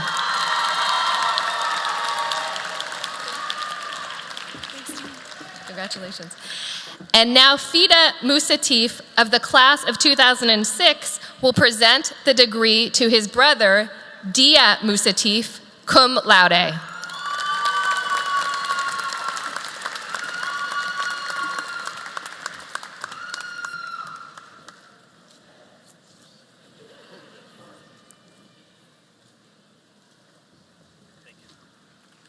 Congratulations to you. Connor John Myers.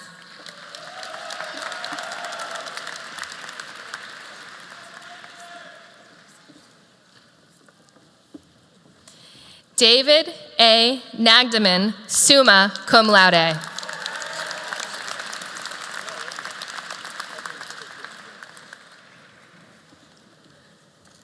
Maxell Neuville.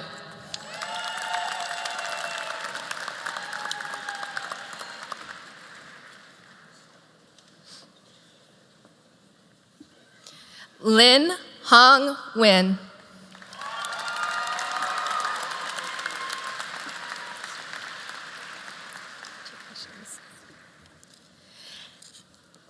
And now Kenneth Nigon of the class of '83 will present the degree to his son, Philip Nigon, cum laude, with his son, Zaven.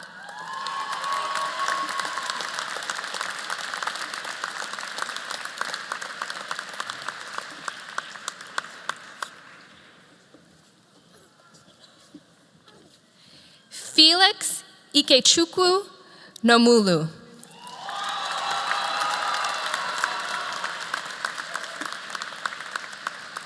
Congratulations. Chantel Breanna Norman.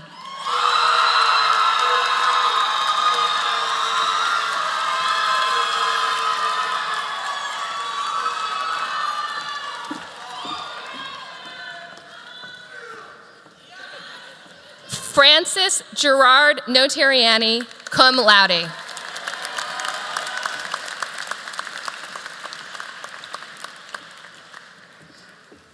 Joshua Stephen Novak, cum laude.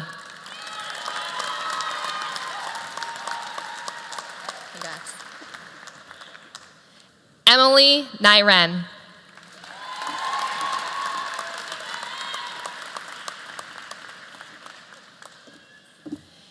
Jake Thomas O'Donnell, cum laude.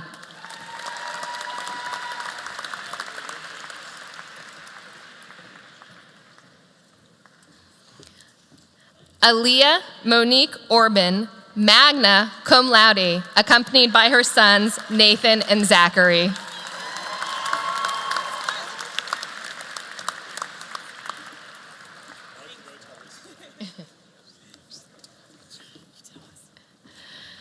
Kristen Therese Patchell, cum laude.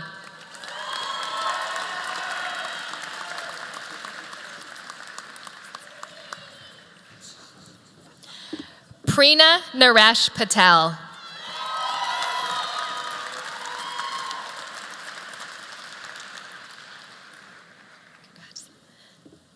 Yashesh S. Patel.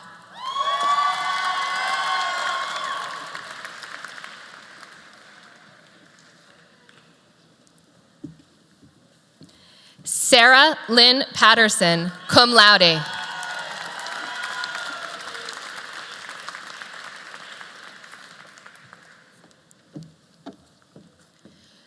Julie Victoria Peeler.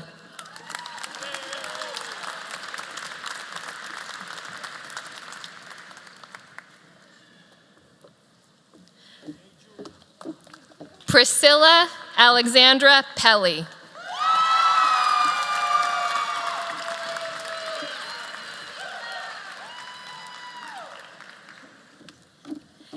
Xavier M. Perez.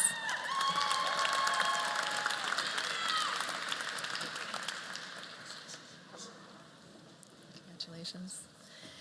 Santina Rose Pescator.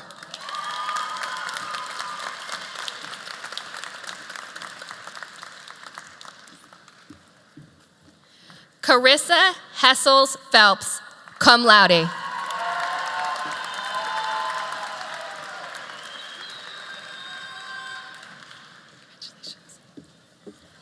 Shauna Joelle Pearson, magna cum laude.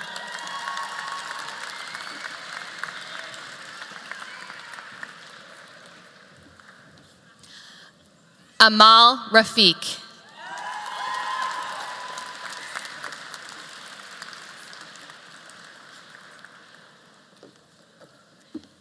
Shane Jan Joseph Damalanta Rasay.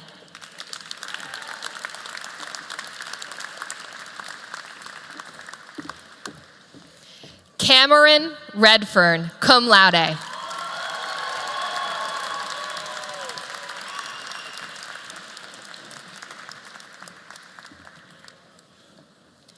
Kyle Blake Rice.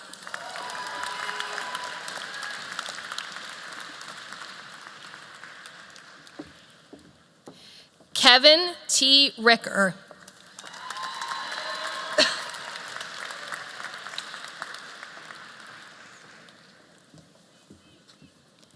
David Ritchie, cum laude.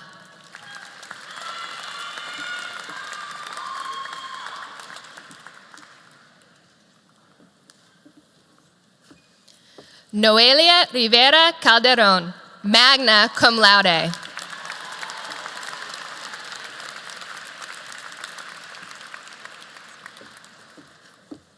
Matthew S. Robbins, magna cum laude.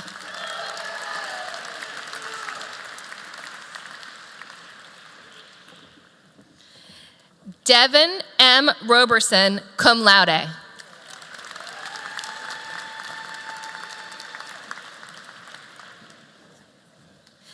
Alexandra Yoshi Roberts, cum laude.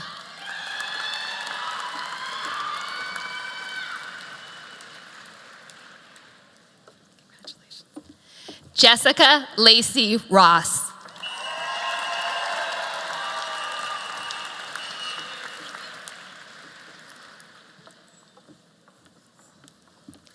Claude Zabika Rumaneka.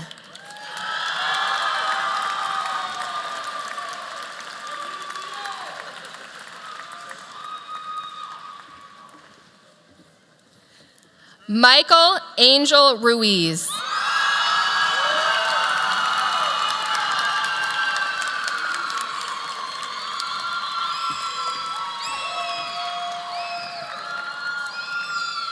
Joshua Eric Runyon, cum laude, accompanied by his daughters Esti, Chani, and Bracha, and by his sons Sefi, Mendel, Hershey, Gabby, and David. Do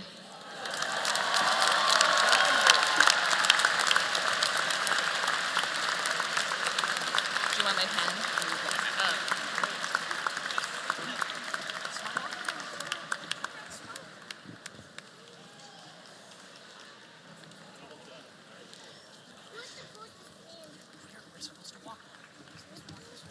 Bradford William Rill.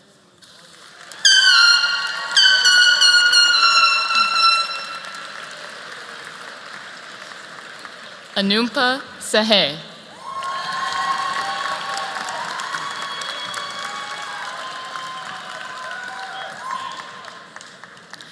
Gubir Sandhu, cum laude, with daughter Ruin and son Niwaz.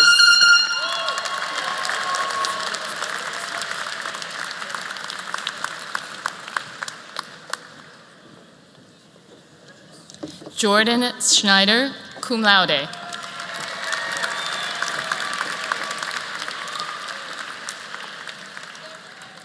Matthew David Schwalm, magna cum laude.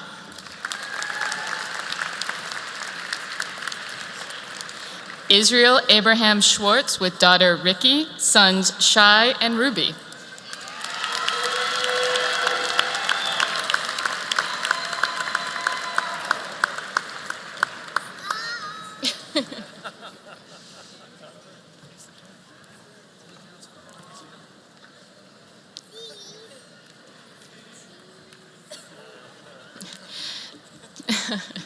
Devin M. Scott, magna cum laude.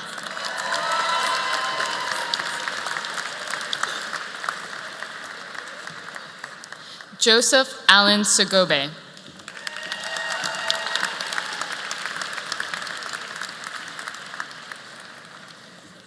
Breanna Corrine Shaw.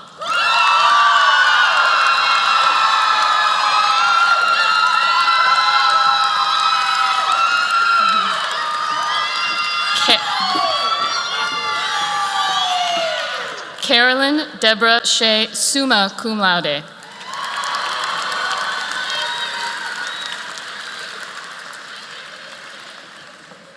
And now, Ronald Scher, Klaus of 56, will present the degree to his granddaughter, Stephanie Michelle Scher.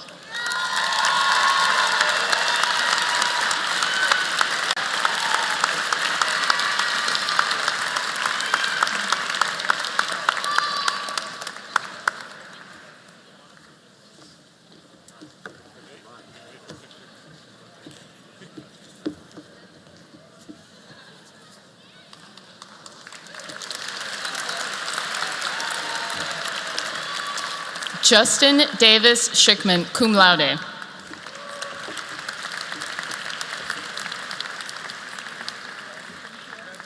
Kian Wu Shim.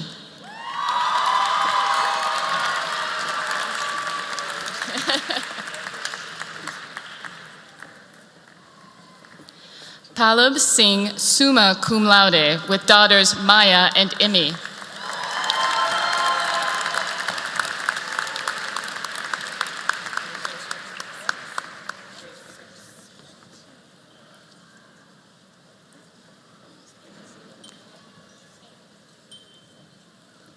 Jared Clay Slipman, cum laude.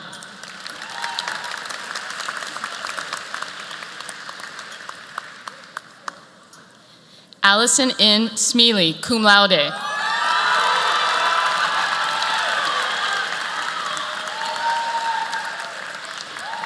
And now, Gina Maestro Smith, class of 87, and Gary Arlen Smith, class of 88, will present the degree to their daughter, Dylan McCall Smith, cum laude.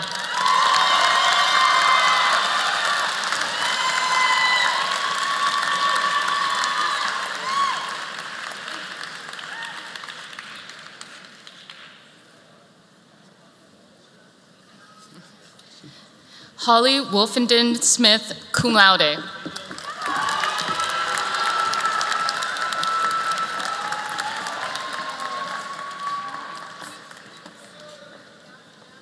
Carissa Emma Smith, magna cum laude.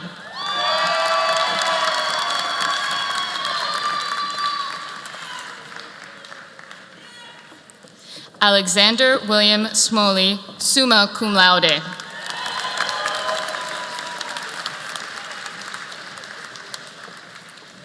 Robert Joseph Snowpeck, Jr.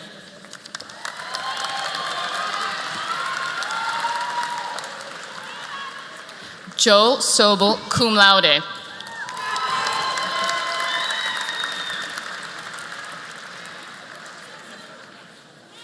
Javier A. Soler Silva, cum laude.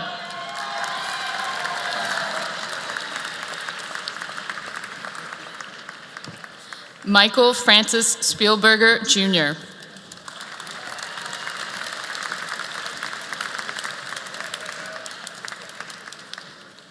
Joseph Anthony Stedman, cum laude.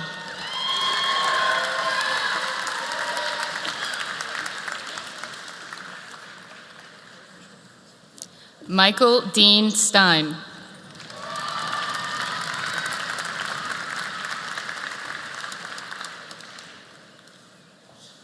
Shaquille L. Stevenson.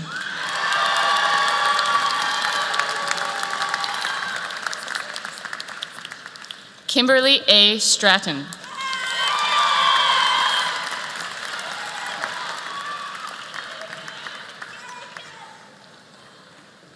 Michael V. Tantum.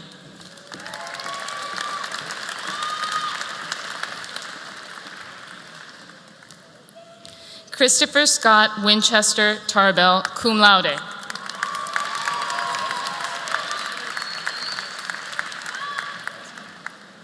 Megan Dorothy Tidwell.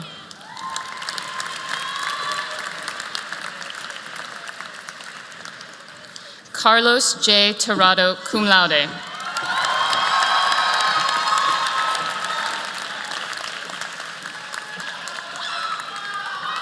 Liz Fernanda Torres.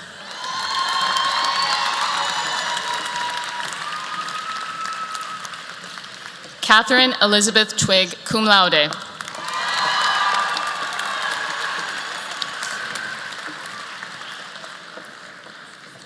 Evan Devon Naje Ukta.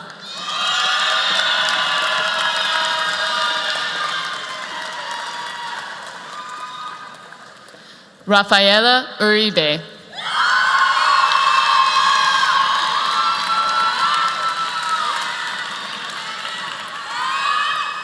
Nolene Regina Ermson, cum laude.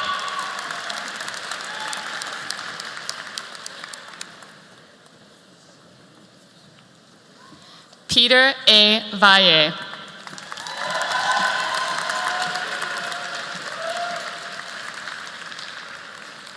Andrew Patrick Verdone, cum laude.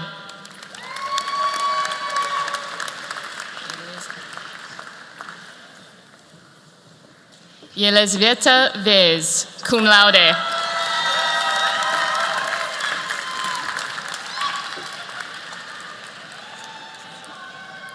Mariah Fern Volk, cum laude.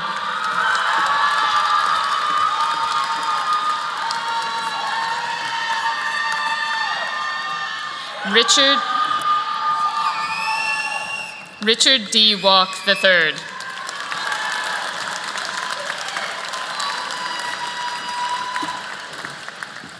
Yingzhe Wang.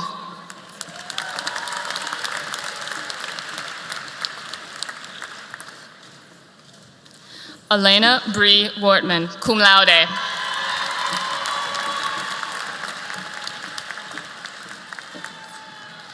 Emily Ann Welch, cum laude.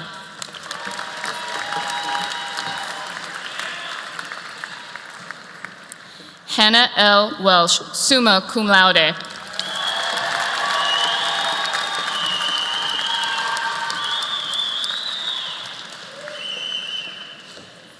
Aaron Paul Wenger with daughter Avery.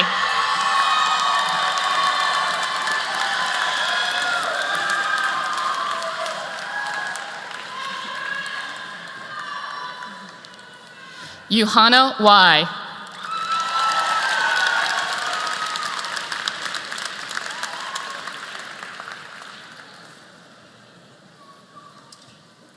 Raymond James Wilson III, cum laude.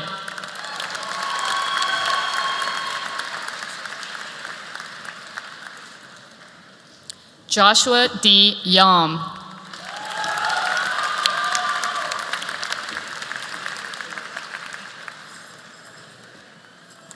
Catherine Elizabeth Zaragoza.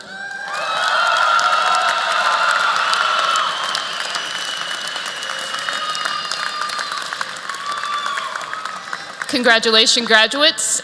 I invite you to toss your caps at the count of 3. Family and friends, get your cameras ready. 1, 2, 3.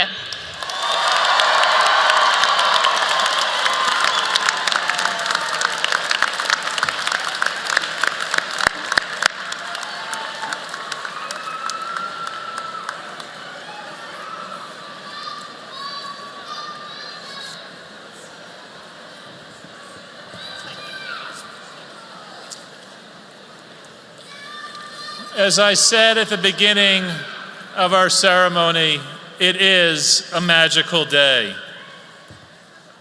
I would ask you all to please join me in thanking the many people who played critical roles in arranging and conducting our commencement ceremony. The law school's exceptional administration and staff who spent countless hours to organize and run today's beautiful graduation, our marshals and our ushers, our sign language interpreters Susan Gottesman and Josh Steckel, and the Gabriella Brass Consort. Thank you all.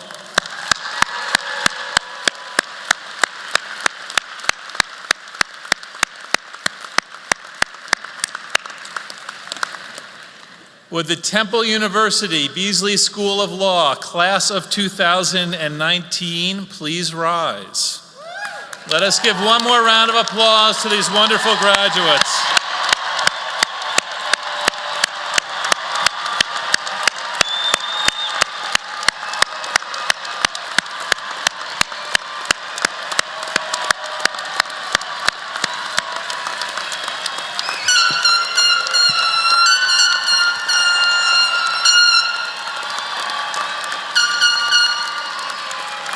In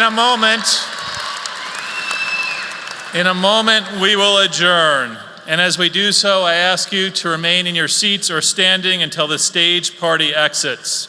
I now pronounce Temple Law School's 119th commencement in recess. Thank you and congratulations, graduates.